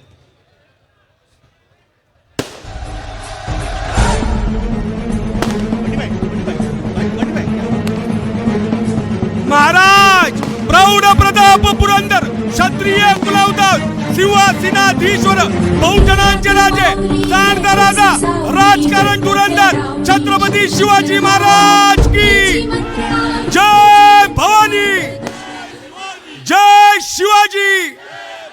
हर हर हर हर.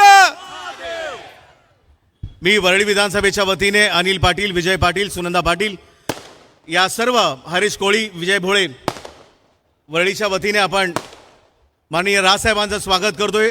राजन आगलावे, सिद्धेश सिंग, शर्मिला गावडे,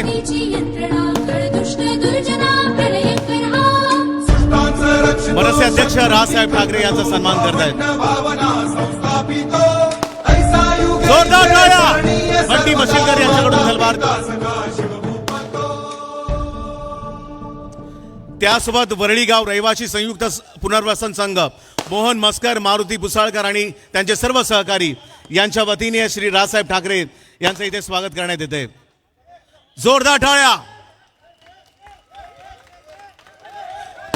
मी सर्व उपस्थित जनसमुदायाला आवाहन करतो, मराठी हृदय सम्राट, हिंदू जननायक श्री राजसाहेब ठाकरे यांचा, महाराष्ट्र नवनिर्माण सेनेचा. चालू आहे का? अरे आता बंद करा रे, बंद करा म्हणा वरतून.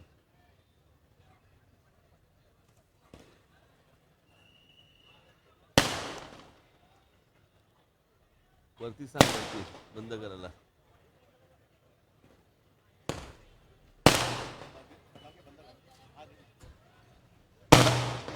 कृपया फटाके बंद करावे. सर्व महाराष्ट्र सैनिकांनी फटाके प्लीज बंद करा.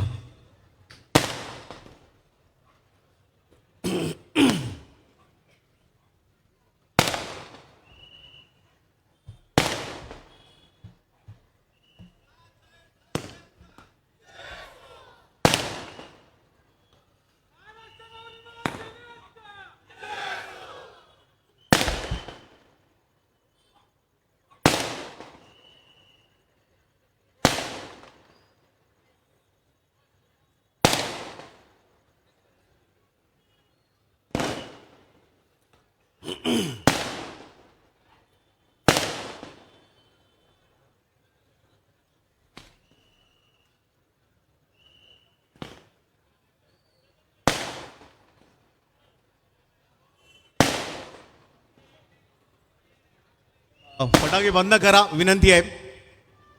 बंद करा. इथून नको सांगू, त्याच्यावर करायला सांगतो.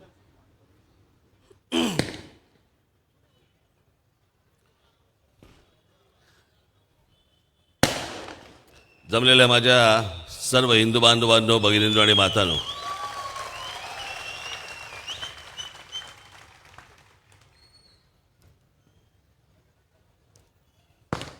घाटकोपरची सभा आटपून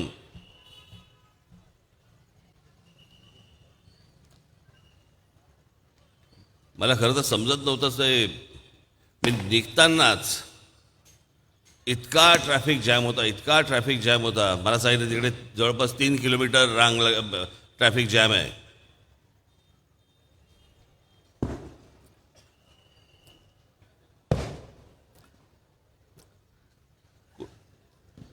कुठल्या हिब्रू भाषेत समजतं काय ना. अ?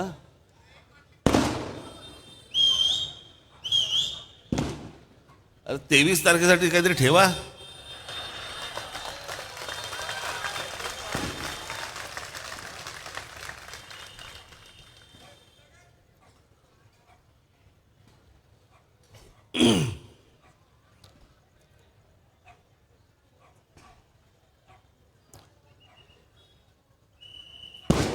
मला समजत नव्हतं की मी वेळेवरती पोहोचीन की नाही.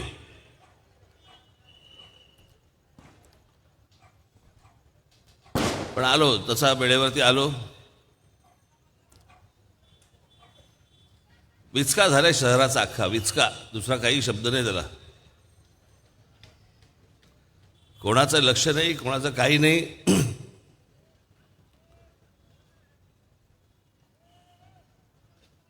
नुसती माणसं येत आहेत, भरलं जातंय.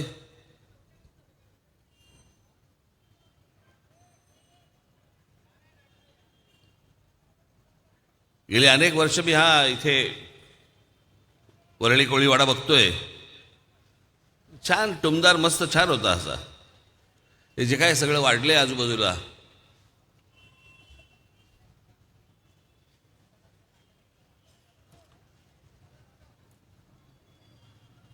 इथेही राहणाऱ्या असंख्य लोकांचं, माझ्या कोळी बांधवांचं, भगिनींचं घरांचे प्रश्न आहेत.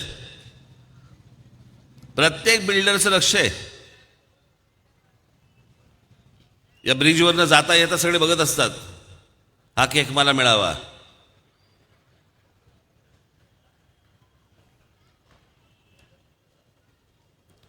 इथेच आमचा वरळीचा किल्ला आहे. हा ब्रिटिशांनी बांधला होता.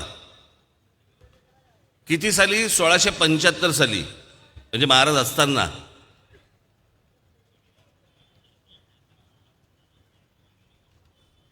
कशासाठी बांधला होता? की समुद्र मार्गे जर शत्रू आला तर त्याच्यावरती लक्ष ठेवण्यासाठी म्हणून हा वरळीचा किल्ला बांधला. तिथून माहीमचा किल्ला बांधला. त्याला काही नव्हतं तिथे मध्ये. वरळीच्या किल्ल्यावरनं माहीमचा किल्ला दिसायचा, माहीमच्या किल्ल्यावरनं वरळीचा किल्ला दिसायचा. पण ते शत्रूवरती लक्ष ठेवण्यासाठी होतं. माझी इथल्या कोळी बांधवांना, भगिनींना माझी विनंती आहे, तुमचा शत्रू समुद्रातनं नाही येणार आहे, तो मागून जमिनीवरनं येणार आहे. तिथे तुमचं लक्ष असलं पाहिजे. कधी बोलता बोलता तुमच्या हातातनं हे सगळं घेऊन जातील, तुम्हाला थांगपत्ता लागायचा नाही.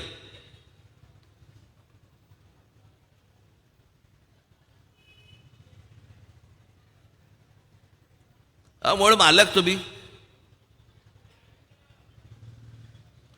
पण आपल्याकडे म्हण आहे ना, असो निखास मालक घरचा, म्हणती चोर त्याला. तुम्ही कसले? तुम्ही नाही जायचं, तुम्ही मनाने खाली घालायच्या, तुम्ही नाही रडायचं, तुम्ही रडवायचं.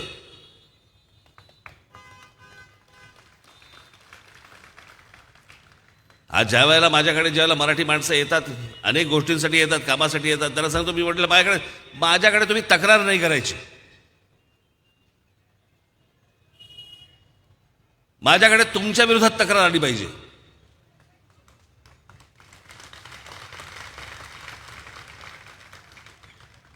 तुम्ही इथले राजे, तुम्ही कसले रडताय?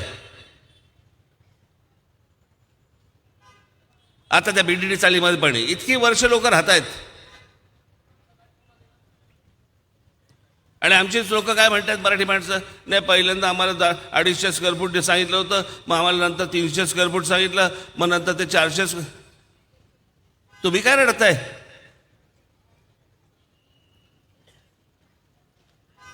आणि ह्या तुम्हाला स्क्वेअर फुटात मोजणारे ही माणसं कोण आहेत? बाबा पहिल्यांदा ना आपला इतिहास एकदा चाळून बघा. आपण कोण होतो, आपण कोण आहोत.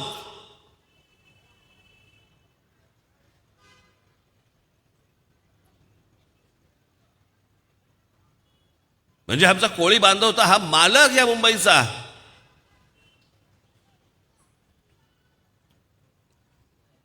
तुम्ही नाही रडायचं.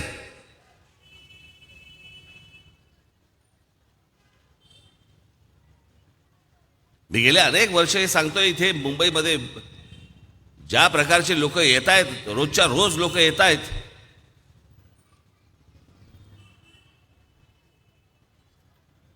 हे आमचे पोलीस बांधव इथे आहेत, पुढे मागे कुठे आहेत, तिकडे सगळीकडे, ते तरी काय करतील?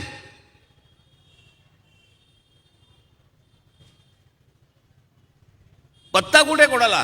कोण येतंय, कोण जातंय, कोण राहतंय, कोण काय करतंय माहितीच नाहीये.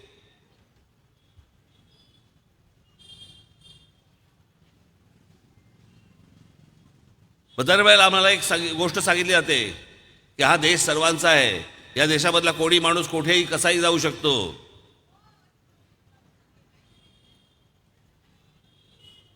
हा देश सर्वांचा आहे, मान्य आहे मला, पण या देशामध्ये कोणी माणूस कधीही कुठेही जाऊ शकतो हे मला मान्य नाही. याचं कारण आपल्याकडे कायदा तसा आहे, या देशाचा कायदा आहे की जर एखाद्या शहरामध्ये, एखाद्या गावामध्ये जर समजा तुम्हाला दुसऱ्या गावामध्ये, शहरामध्ये जर यायचं असेल तर पहिल्यांदा तुम्हाला तिथल्या पोलिसांना सांगावं लागतं की मी या गोष्टीसाठी म्हणून या शहरामध्ये आलेलो आहे, माझं वास्तव्य इकडे आहे, मी या कामासाठी आलेलो आहे. सगळे कायदे धाब्यावर बसून कोणी कुठेही राहते, कोणी काही करते, आणि नंतर आमच्याला सांगायचं पोलिसांची तपास यंत्रणा निकामी ठरली. कशी निकामी ठरली?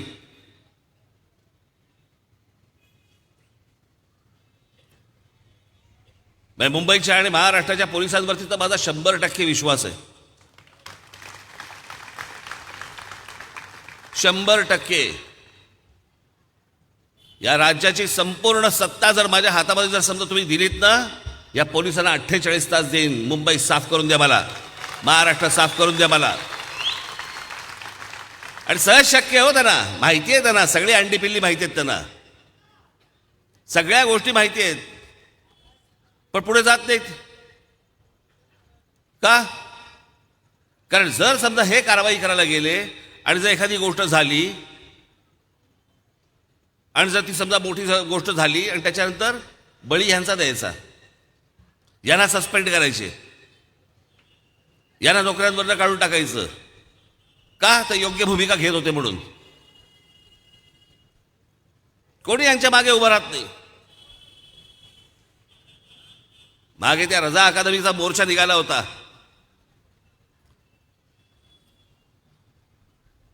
सगळे हजारो मुसलमान तिकडे त्या तुमच्या काय ते कुठे आले होते, लाल काय आझाद मैदानच्या इकडे, तिकडे आल्यावरती काय केलं? तिकडे आल्यावरती आमचे हे सगळे चॅनलवाले यांच्या ओबी व्हॅन फोडून टाकल्या, यांच्या कॅमेरामॅनना मारले आणि वर आमच्या पोलिसांवरती हात टाकले, आमच्या पोलीस भगिनींवरती हात टाकले. 10-10, 15-15 जण यायचे आणि पोलीस भगिनींना आतमध्ये घ्यायचे आणि त्यांच्या अब्रूवरती हात टाकले. त्या मोर्चाच्या विरोधात कोणी उठलं नाही, फक्त राज ठाकरेंची महाराष्ट्र नवनिर्माण सेना यांनी मोर्चा काढला.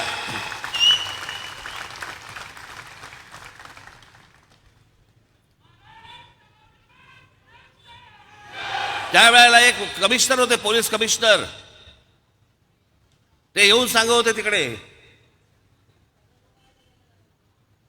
पोलिसांना सांगत होते, म्हणाले ते काही करतील पण तुम्ही हात नाही उचलायचा. हात नाही उचलायचा? मग हातामध्ये दांडकी दिलेत कशाला? गरबा खेळायला?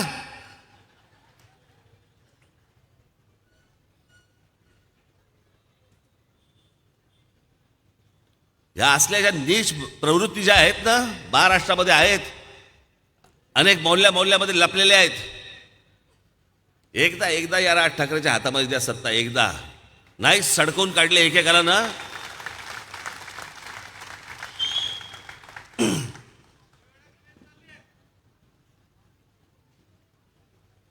बाकी सगळे काही नाही करणार.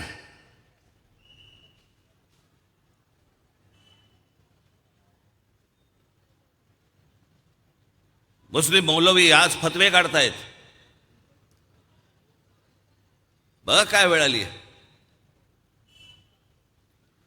म्हणजे उद्धव ठाकरे ज्या वेळेला मुख्यमंत्री झाले तेही कसे झाले तुम्हाला माहितीच आहेत. काही विचारधारा नावाची काही गोष्टच उरलेली नाही आता. या 2019ला जेव्हा निवडणुका झाल्या, 2000 निवडणुका झाल्यावरती सगळ्यांनी आपापल्या आबरू बाजूला ठेवल्या.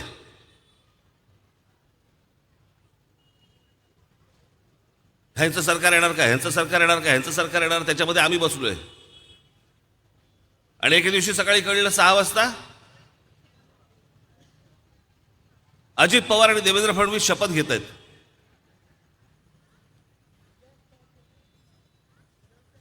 पहिला विश्वासच बसेना की खरं आहे. अर्धा तास टिकलं लग्न, अर्ध्या तासात डिवोर्स. घटस्फोट झाल्या उद्धव ठाकरेंनी बघितलं आपल्याला कोण कोण डोळा मारतंय. म्हणजे शिवसेना, भारतीय जनता पक्ष, काँग्रेस आणि राष्ट्रवादी पक्ष, म्हणजे काँग्रेस राष्ट्रवादी पक्ष नको म्हणून लोकांनी शिवसेना भारतीय जनता पक्षाला मतदान केलं. शिवसेना भारतीय जनता पक्ष नको म्हणून काँग्रेस राष्ट्रवादीला मतदान केलं. पहाटेच्या शपथविधीला काय होतंय तर राष्ट्रवादी काँग्रेसमधला एक माणूस उठतो आणि भारतीय जनता पक्षाचा एक माणसाबरोबर शपथविधी करतो. मग तो संसार तुटतो. मग या संसारातली एक जण उठते आणि त्या दोघांबरोबर संसार करायला लागते.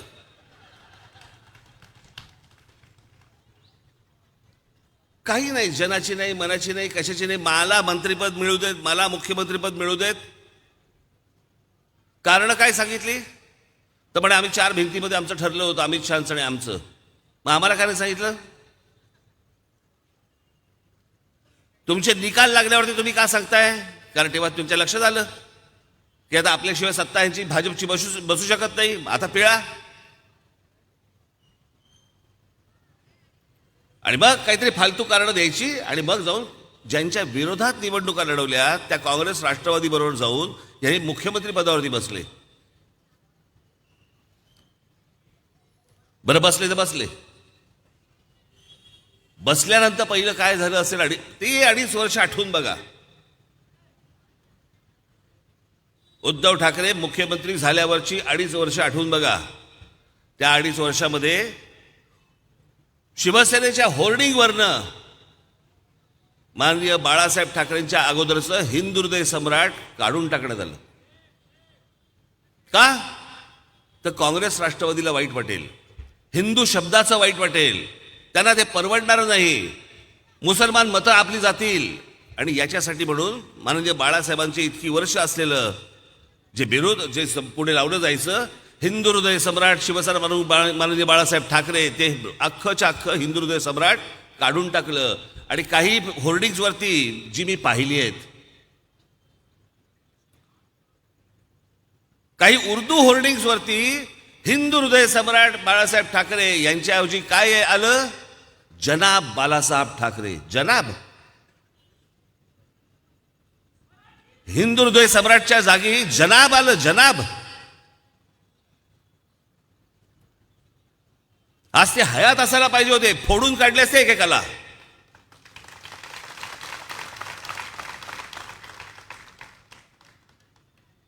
शरम वाटत नाही, काही नाही, काही नाही. आणि आज त्याच उद्धव ठाकरेंच्या शिवसेनेबरोबर बद्दल एक मौलाना फतवा काढतायत. फतवा.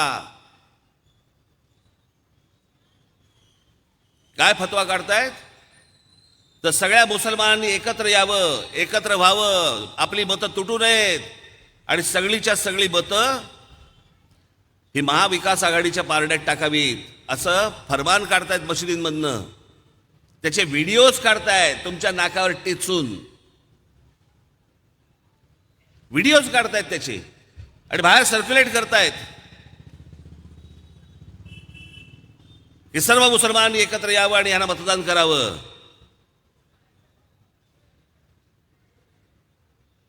मुल्ला मौलवी फतवे काढत असतील ना, आज राज ठाकरे फतवा काढतो.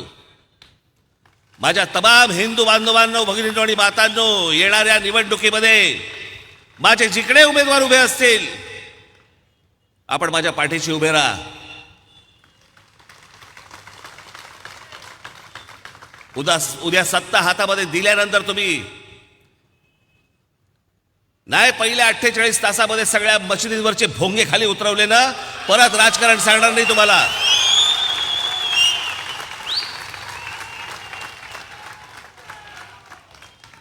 पहिल्या 48 तासात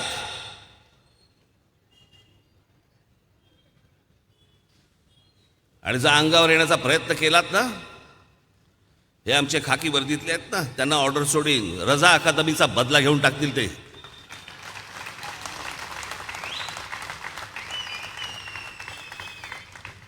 काय गंमत वाटली या सगळ्या गोष्टींची? याचं कारण तुम्ही थंड बसता, तुम्ही शांत बसता, तुम्ही चिडत नाहीत, तुम्ही रागावत नाहीत, तुम्ही प्रश्न विचारत नाहीत. त्याच्यामुळे ही माणसं सगळी शेफारली, वाटेल त्या गोष्टी करायला लागली. तुमची मतं विकली गेली. तुम्ही ज्यांच्यावरती विश्वास टाकलात ते पक्ष दुसऱ्या पक्षांबरोबर निघून गेले. तुमच्या डोळ्यात देखत गेले 5 वर्ष. आठवून बघा हो, आठवून बघा फक्त गेल्या 5 वर्षामध्ये काय काय घडलं. कोणाला लाज नाही, लज्जा नाही, काही नाही.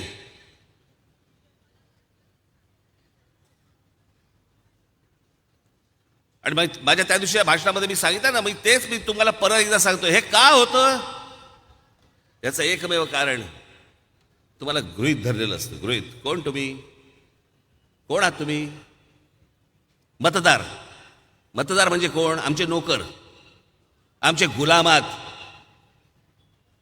निवडणुकीच्या तोंडावरती आम्ही येऊन पैसे फेकू तुमच्या तोंडावरती, भांडी कुंडी वाटू, वाटेल ते करू, पुन्हा तुम्हाला उन्हातानामध्ये आम्ही रांगेमध्ये उभे करू, आम्हालाच मतदान करायचं या अटीवरती उभे करू. कराल काय तुम्ही? तुम्ही काय करू शकता? शांत बसणारे लोक, थंड राहणारे लोक हे काय करू शकतात? हा जो समज आहे ना त्यांचा, हा समज जोपर्यंत तुम्ही दूर करत नाही, तुमच्या मतांचा अपमान जो झालाय ना त्याचा जोपर्यंत तुम्ही बदला घेत नाही, तोपर्यंत ही माणसं वटणीवरती येणार नाहीत. या महाराष्ट्राचं जे काही झालंय ना वाटोळं, हे सुधारलं जाणार नाही. मी जे सतत सांगतो ना, अहो देशाला दिशा देणारा हा महाराष्ट्र, त्या महाराष्ट्राची दशा होऊन बसली आहे. आणि आपण काय करतो आहोत? आपण काही नाही करतो आहोत. हा फक्त राजकारणाचा खेळ करून ठेवला, आम्ही खेळ करून ठेवला. आणि आम्ही महाराष्ट्र नवनिर्माण सेना म्हणून पक्ष सत्तेच्या बाहेर राहून कोणत्या कोणत्या गोष्टी केल्या आतापर्यंत. ताजं उदाहरण, मला हे सगळेजण मला विचारायचे, पत्रकार टोचून टोचून विचारायचे, आम्ही आलो की यांना टोक दिसतं, काढतात. बाकीचे पक्ष आले की यांचं बोथट होतं सगळं.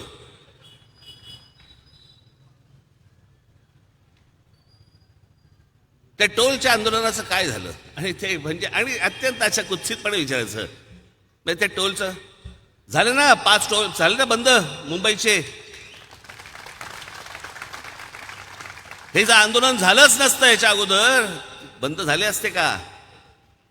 हे आंदोलन चालू असताना महाराष्ट्रामध्ये 65 टोल नाके त्यावेळेला बंद झाले. काही नाही, त्याचं कौतुक नाही, त्याची शाबासकीची थाप नाही पाठीवर. ही जी महाराष्ट्रामध्ये जी लुटमार सुरू होती ना, ही लुटमार थांबवली महाराष्ट्र नवनिर्माण सेनेने थांबवली. किती किती गोष्टी सांगायच्या हो. मराठी माणसाला नुसतं गृहीत धरलं होतं, गृहीत पकडलं होतं. मराठी पाट्या करायला तयार नव्हते, कोर्टात गेले होते.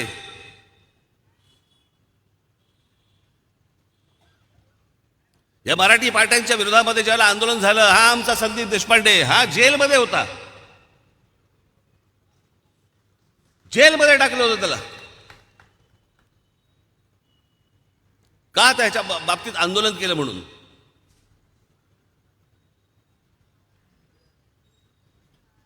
मग मी एक पत्र काढलं, साधं सरळ सोपं पत्र, आपलं काही फारसं काही हे नसतं. त्या पत्रात त्यांना विचारलं की दुकानाची पाटी महाग आहे का दुकान. ते बोलले नाही, दुकान महाग आहे, पाटी स्वस्त आहे. म्हटलं मग पटकन करायची.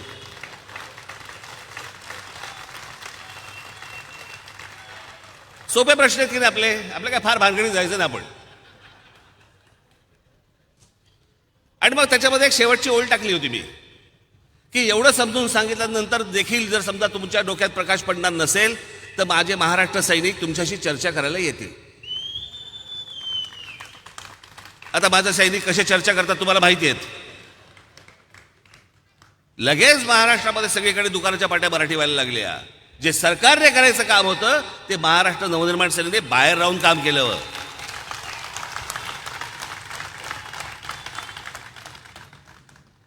तुमच्या मोबाईल फोनवरती फक्त हिंदी आणि इंग्लिश ऐकू यायचं.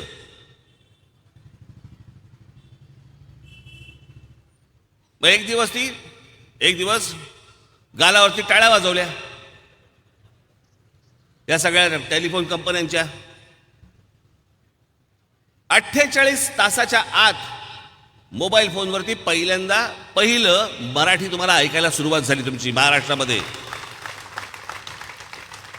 जगातनं कुठूनही फोन आला महाराष्ट्रात, जगातनं कुठूनही कोणत्याही भाषिकाचा फोन आला तरी त्याच्या कानावरती पहिली पडते ती मराठी.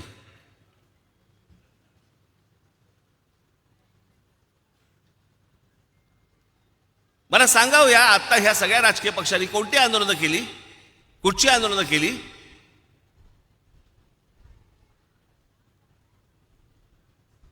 माननीय बाळासाहेब असताना जी आंदोलनं झाली पूर्वी, त्याच्यानंतर काय झालं? त्याच्यानंतर काही नाही. त्याच्यानंतर जी आंदोलनं झाली ती महाराष्ट्र नवनिर्माण सेनेने केलेली आंदोलनं आहेत, लक्षात ठेवा.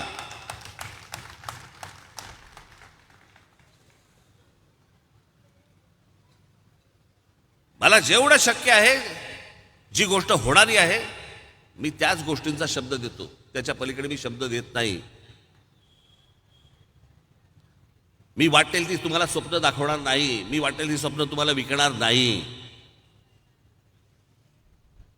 ज्या गोष्टी शक्य आहेत तेवढ्याच गोष्टी मी तुमच्या समोर ठेवू शकतो.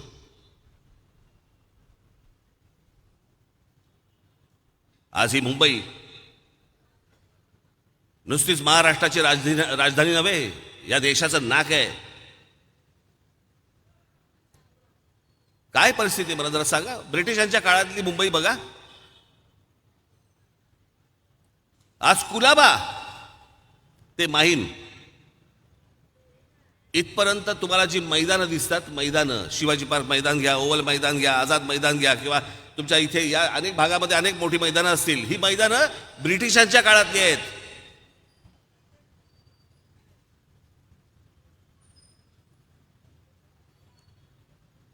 दादर, प्रभादेवी, वडाळा, वरळी, ह्या सगळा भाग, ह्याचं जे डिझाईन जे आहे, डिझाईन हे सगळं ब्रिटिशांच्या काळातलं आहे.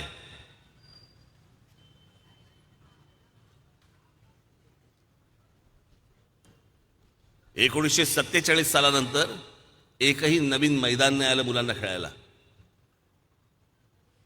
जे आहेत ती ब्रिटिशांच्या काळातली आहेत. ज्याला एक टाउन प्लॅनिंग ज्याला म्हणतात, शहर कसं उभं करावं, शहरातल्या लोकांना काय काय लागतं, कोणत्या गोष्टी लागतात, त्या कशा पुरवाव्यात, त्या कशा असाव्यात, हे काम खरं तर नगरसेवकाचं पण आमदाराचं देखील.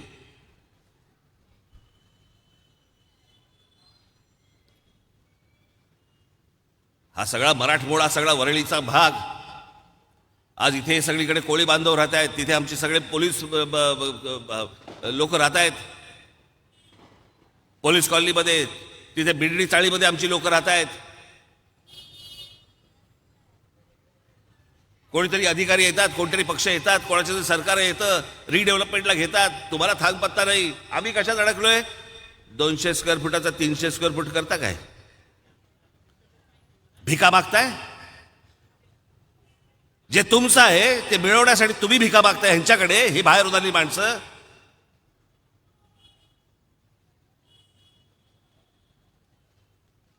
तुम्ही हक्काने सांगितलं पाहिजे की आम्हाला ह्या गोष्टी हव्यात, नाहीतर करू देणार नाही.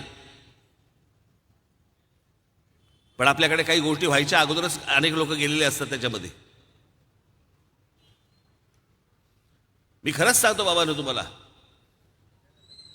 माझं या मुंबईबद्दलचं, माझ्या या पुण्याबद्दलचं, ठाण्याबद्दलचं, नाशिकबद्दलचं, या महाराष्ट्राबद्दलचं माझं एक स्वप्न आहे. जगात गोष्टी घडू शकतात, माझ्या महाराष्ट्रात का नाही गोष्टी घडू शकत? माझ्या महाराष्ट्रातल्या तरुणांमध्ये आणि तरुणींमध्ये अशी काय कमतरता आहे? काहीच नाही. पण त्यांच्यापर्यंत ती गोष्टच पोचवली जात नाही. मी बघाशीच घाटकोपरच्या माझ्या सभेमध्ये सांगितलं, परत एकदा सांगतो, काय आहे, निवडणुकांचे दिवस आहेत, रोज रोज सभा असतात, अनेकदा विषय अनेकदा तेच येतात, अनेक लोक टेलिव्हिजनवरती बघत असतात, त्यांनाही वाटतं अरे हा काल बोलून गेलाय, पण काल बोलून गेलाय, आज माझ्यासमोर तुम्ही नवीन आहात.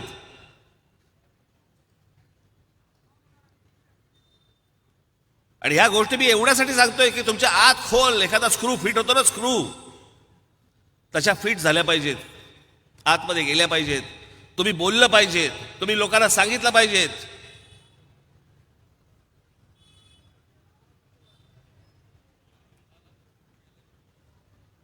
की मागे ज्यावेळेला ते रेल्वेचं आंदोलन झालं, त्या रेल्वेच्या आंदोलनामध्ये नेमकं काय घडलं? सगळ्या वर्तमानपत्रांमध्ये सर्व तुमच्या रेल्वे स्टेशनचे फोटो आले होते. अख्खी सगळी रेल्वे स्टेशन खचाखच भरलेली, पण उभी नाहीत, आडवी. आपली रेल्वे स्टेशन तर सगळ्या सकाळी सगळी भरलेली असतातच, लोक जाण्या येण्यासाठी म्हणून. लोकलने जाणारी आपली लोक जेव्हा स्टेशनवरती गेली तेव्हा त्यांच्या लक्षात आलं तिथे आज जायला जागा नाहीये, कारण असंख्य लोक तिकडे झोपली होती, हजारोनी लोक झोपली होती. कोण होती ती लोक? मग विचारपूस करायला माणसं पाठवली, जिथे काही काही गोष्टी त्या फोटोच्या खाली पण लिहिलं होतं, पण अंदाज येत नव्हता. मग माणसं पाठवली, लक्षात आलं की महाराष्ट्रामध्ये रेल्वे भरती आहे, रेल्वेच्या नोकऱ्या आहेत हजारोने, आणि त्याच्यासाठी म्हणून उत्तर प्रदेश आणि बिहारमधनं अनेक तरुण इथे परीक्षा देण्यासाठी आले आहेत. मला लक्षात येणं, म्हटले उत्तर प्रदेश आणि बिहारमधनं महाराष्ट्रात नोकऱ्या आहेत, तर हे कसे काय आले? मग समजलं की या नोकऱ्या महाराष्ट्रात आहेत, याच्या जाहिराती फक्त उत्तर प्रदेश आणि बिहारमधल्या वर्तमानपत्रांमध्ये आल्या. महाराष्ट्रातल्या मराठी एकाही वर्तमानपत्रामध्ये जाहिरात आली नाही की इथे नोकऱ्या आहेत महाराष्ट्रामध्ये. महाराष्ट्रातल्या कोणालाच पत्ता नाही. कोणालाच म्हणजे कोणाला? मुख्यमंत्र्यापासून, खासदारापासून, मंत्र्यांपासून ते केंद्रातल्या मंत्र्यांपर्यंत जे महाराष्ट्राने आजपर्यंत इथून पाठवले ना, ह्यांच्यापैकी कोणाला पत्ताच नाही. जेव्हा आपण आवाज उठवला याच्या विरोधात, आणि मग ज्या वेळेला तो सगळा संघर्ष झाला, त्याच्यानंतर सगळ्यांना कळलं, अख्ख्या देशाला कळलं की अशा प्रकारची गोष्ट इथे झाली आहे, आणि महाराष्ट्रातल्या नोकऱ्या आहेत आणि महाराष्ट्रातल्या मुलामुलींना माहिती नाही आहे.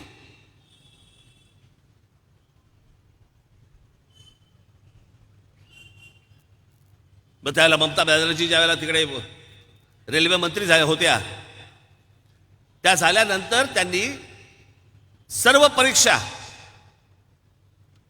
महाराष्ट्रातल्या मराठीमध्ये घ्यायला सुरुवात झाली.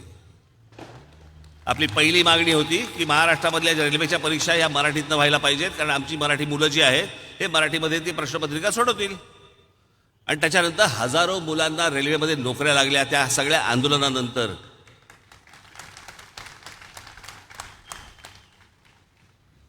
हे सत्तेतल्या लोकांना का नाही कळलं? हे दिल्लीत बसलेल्या आमच्या खासदारांना का नाही कळलं? हे दिल्लीत बसलेले खासदार, त्यांनी आजपर्यंत संसदेमध्ये, तिकडे लोकसभेमध्ये एक शब्द कधी काढला नाही या विषयामध्ये. यांना तुम्ही खासदार म्हणून इथून पाठवणार? जे महाराष्ट्राची बाजू घेऊ शकत नाहीत, महाराष्ट्राची भूमिका मांडू शकत नाहीत, मराठी माणसाबद्दल एक अवाक्षर काढू शकत नाहीत, या लोकांना तुम्ही तिकडे पाठवणार लोकसभेमध्ये?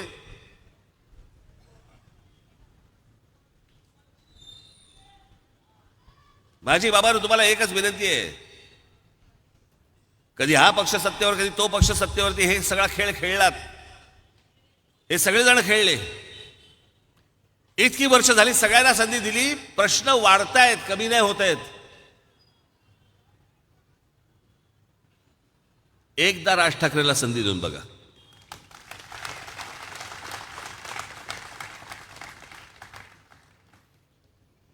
नाशिककरांनी एकदा संधी दिली. जे नाशिकमध्ये ज्या प्रकारचं काम झालं ते ना त्याच्या आधी कधी नाशिकमध्ये झालं, ना त्याच्या नंतर कधी नाशिकमध्ये झालं.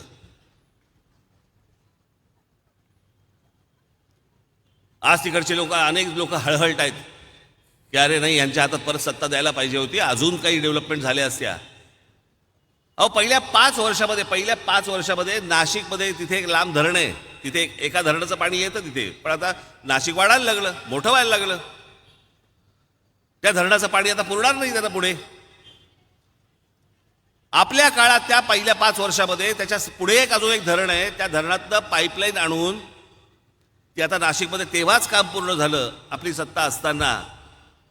आणि नाशिकचा पुढचा जवळपास 50 वर्षाचा पाण्याचा प्रश्न आपण अख्खा विषय बंद करून टाकला, सोडवून टाकला. पुढची 50 वर्ष नाशिकला पाण्याची चिंता नाही. हे पहिल्या 5 वर्षात केलेल्या गोष्टी आहेत. हे राज्य जर हातामध्ये आलं, महाराष्ट्रासारखं राज्य हातामध्ये आलं, तर प्रगतीही करीन महाराष्ट्राची आणि स्वाभिमानही टिकवीन. कोणासमोर मिंदा होणारा, कोणासमोर लाचार होणारा महाराष्ट्र मी होऊ देणार नाही. आणि म्हणून ताठ मानेने जगणारा हा महाराष्ट्र, ज्यांनी आज अख्ख्या हिंद प्रांतावरती राज्य केलं, तो महाराष्ट्र, त्या महाराष्ट्राची सत्ता या राज ठाकरेंच्या हातात, त्याच्या सहकाऱ्यांच्या हातात एकदा देऊन बघा. ही संधी आता तुम्हाला आलेली आहे 20 तारखेला. मी माझ्या भाषणामध्ये सांगतोय, हा काही शाहरुख खानचा आणि सलमान खानचा पिक्चर नव्हे, जो शुक्रवारी पडल्यानंतर ते सोमवारी सुरू करू शकतात नवीन पिक्चर. आम्हाला प्रत्येकाला 5-5 वर्ष जातात, 5-5 वर्ष. आमच्याही आयुष्यातली 5-5 वर्ष जातात आणि तुमच्याही आयुष्यातली 5-5 वर्ष जातात. हा सगळा 5-5 वर्षाचा खेळ, याच्यामध्ये अनेक लोक जे विषय आज आहेत तेच गेली 40-50 वर्ष ऐकत आलेले लोक आहेत. आम्ही अजूनही महाराष्ट्रामध्ये कोणत्या प्रश्नांवरती आम्ही निवडणुका लढवतोय? आम्ही तुम्हाला पाणी देऊ, आम्ही तुम्हाला नोकऱ्या देऊ, आम्ही तुम्हाला वीज देऊ, आम्ही तुम्हाला रस्ते देऊ. आम्ही ह्याच्या पलीकडे गेलोच नाही.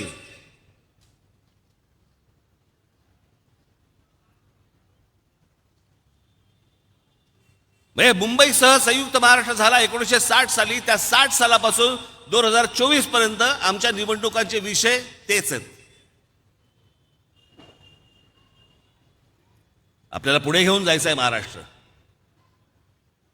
प्रगतीच्या काय कल्पना असतात ते मला माहिती आहे. मी जग फिरलेला माणूस आहे आणि अशक्य कुठची गोष्ट नसते हो. मी तुम्हाला सांगतो, पुरुष गरोदर राहणे आणि बाहेर काढलेली टूथपेस्ट आतमध्ये घालणे, या 2 गोष्टी जर सोडल्या तर जगात इम्पॉसिबल गोष्ट कुठचीच नाही.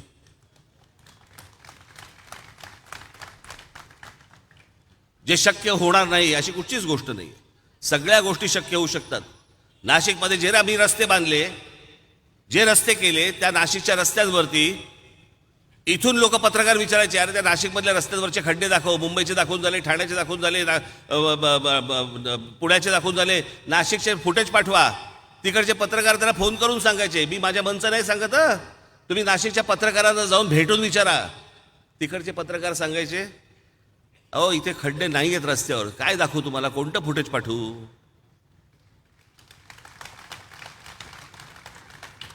खड्डे विरहित रस्ते शहराला देऊ शकतो हे नाशिकमध्ये आम्ही दाखवून दिलं.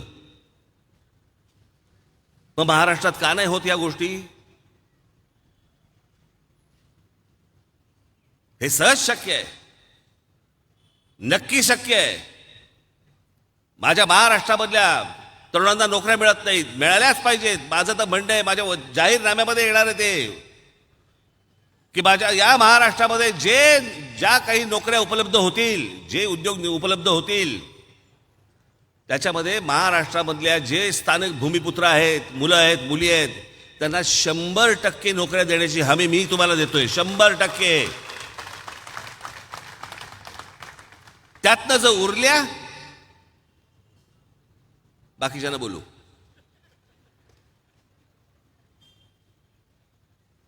पण इथल्या पोरांच्या हाताला काम नाही आणि बाकीचे येऊन जर समजा मिरवणार असतील, चालणार नाही. माझा कुठच्याही राज्यातल्या, कुठच्याही देशातल्या, कुठच्याही राज्यातल्या लोकांबद्दल माझा काही राग नाही आहे. तुम्हाला आठवत असेल 2014ला मी सतत भाषणामध्ये सांगत होतो की नरेंद्र मोदी पंतप्रधान झाल्यानंतर नरेंद्र मोदींनी माझी अपेक्षा आहे की फक्त उत्तर प्रदेश, बिहार आणि झारखंड या 3 राज्यांवरती लक्ष द्यावं, इतर कोणत्याही राज्यांवरती लक्ष देण्याची गरज नाहीये. या 3 राज्यांमध्ये उद्योग आणा, रोजगार आणा. तिकडच्या माणसाला तिकडनं गाव सोडून बाहेर जायची गरज लागणार नाहीये. या सगळ्या लोकांची ओझी महाराष्ट्र एकटा सहन करू शकत नाही आणि म्हणून या 3 राज्यांवरती आपण लक्ष केंद्रित करावं, हेच मी त्याला सांगितलं. प्रगती सुरू झाली आहे, काही काही गोष्टी तिकडे घडायला सुरुवात झालेली आहे. त्या दिवशी लोकसभेच्या वेळेला मी इथे सांगितलं होतं, पंतप्रधान ज्या वेळेला आले इथे त्यावेळेला पंतप्रधानांच्या समोर मी 5 गोष्टी सांगितल्या होत्या. त्या 5 गोष्टी काय माझ्या घरासाठी नव्हत्या सांगितल्या, माझ्या स्वतःसाठी नव्हत्या सांगितल्या, महाराष्ट्रासाठी सांगितल्या होत्या. आणि त्या 5 गोष्टींमधली एक गोष्ट होती, माझ्या मराठी भाषेला माझ्या अभिजात भाषेचा दर्जा द्यावा. त्या दिवशीही मानले, आजही मानतो. मी पंतप्रधानांचे आभार मानतो की त्यांनी आमच्या मराठी भाषेचा सन्मान राखला आणि मराठी भाषेला अभिजात भाषेचा दर्जा दिला.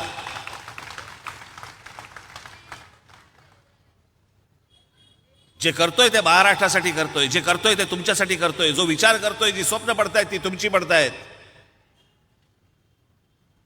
त्या सगळ्या विचारांना साथ तुमच्याकडनं मला मिळाली पाहिजे. आणि म्हणून माझी फक्त आपल्याला विनंती आहे की इथे तिथं न जाता, कुठचाही इतर विचार न करता, येत्या 20 तारखेला आपण रेल्वे इंजिन या निशाणीवरती आपण बटन दाबून माझे सगळे सहकारी, माझे पुढे गेला, ये इकडे संदीप, आमच्या संदीप देशपांडेला आपण प्रचंड प्रचंड प्रचंड मताने आपण विजयी करावं असं एक आवाहन करतो आणि आपल्या सर्वांची मी रजा घेतो. धन्यवाद. जय हिंद, जय महाराष्ट्र. साहेब, आपल्या वरळी गावचे रहिवासी आहेत, उपस्थित आहेत. खूप उशीर झाला. आपलं स्वागत करण्यासाठी मोहन म्हस्कर, मारुती भुसाळकर आणि त्यांचे सर्व सहकारी यांना विनंती करतो आपण व्यासपीठावर यायचं आहे. आपण सगळ्यांनी थांबायचं आहे.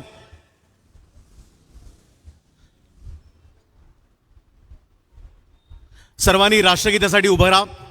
राष्ट्रगीत सुरू करायचं आहे. जनगण मन अधिनायक जय हे भारत भाग्य विधाता. पंजाब सिंध गुजरात मराठा द्राविड उच्छल बंग. विंध्य हिमाचल यमुना गंगा उच्छल जलधि तरंग. तव शुभ नामे जागे तव शुभ आशीष मागे. गाहे तव जय गाथा जनगण मंगलदायक जय हे भारत भाग्य विधाता. जय हे जय हे जय हे जय जय जय जय हे भारत माता की वंदे वंदे. धन्यवाद. धन्यवाद तुम्हा सर्वांचे.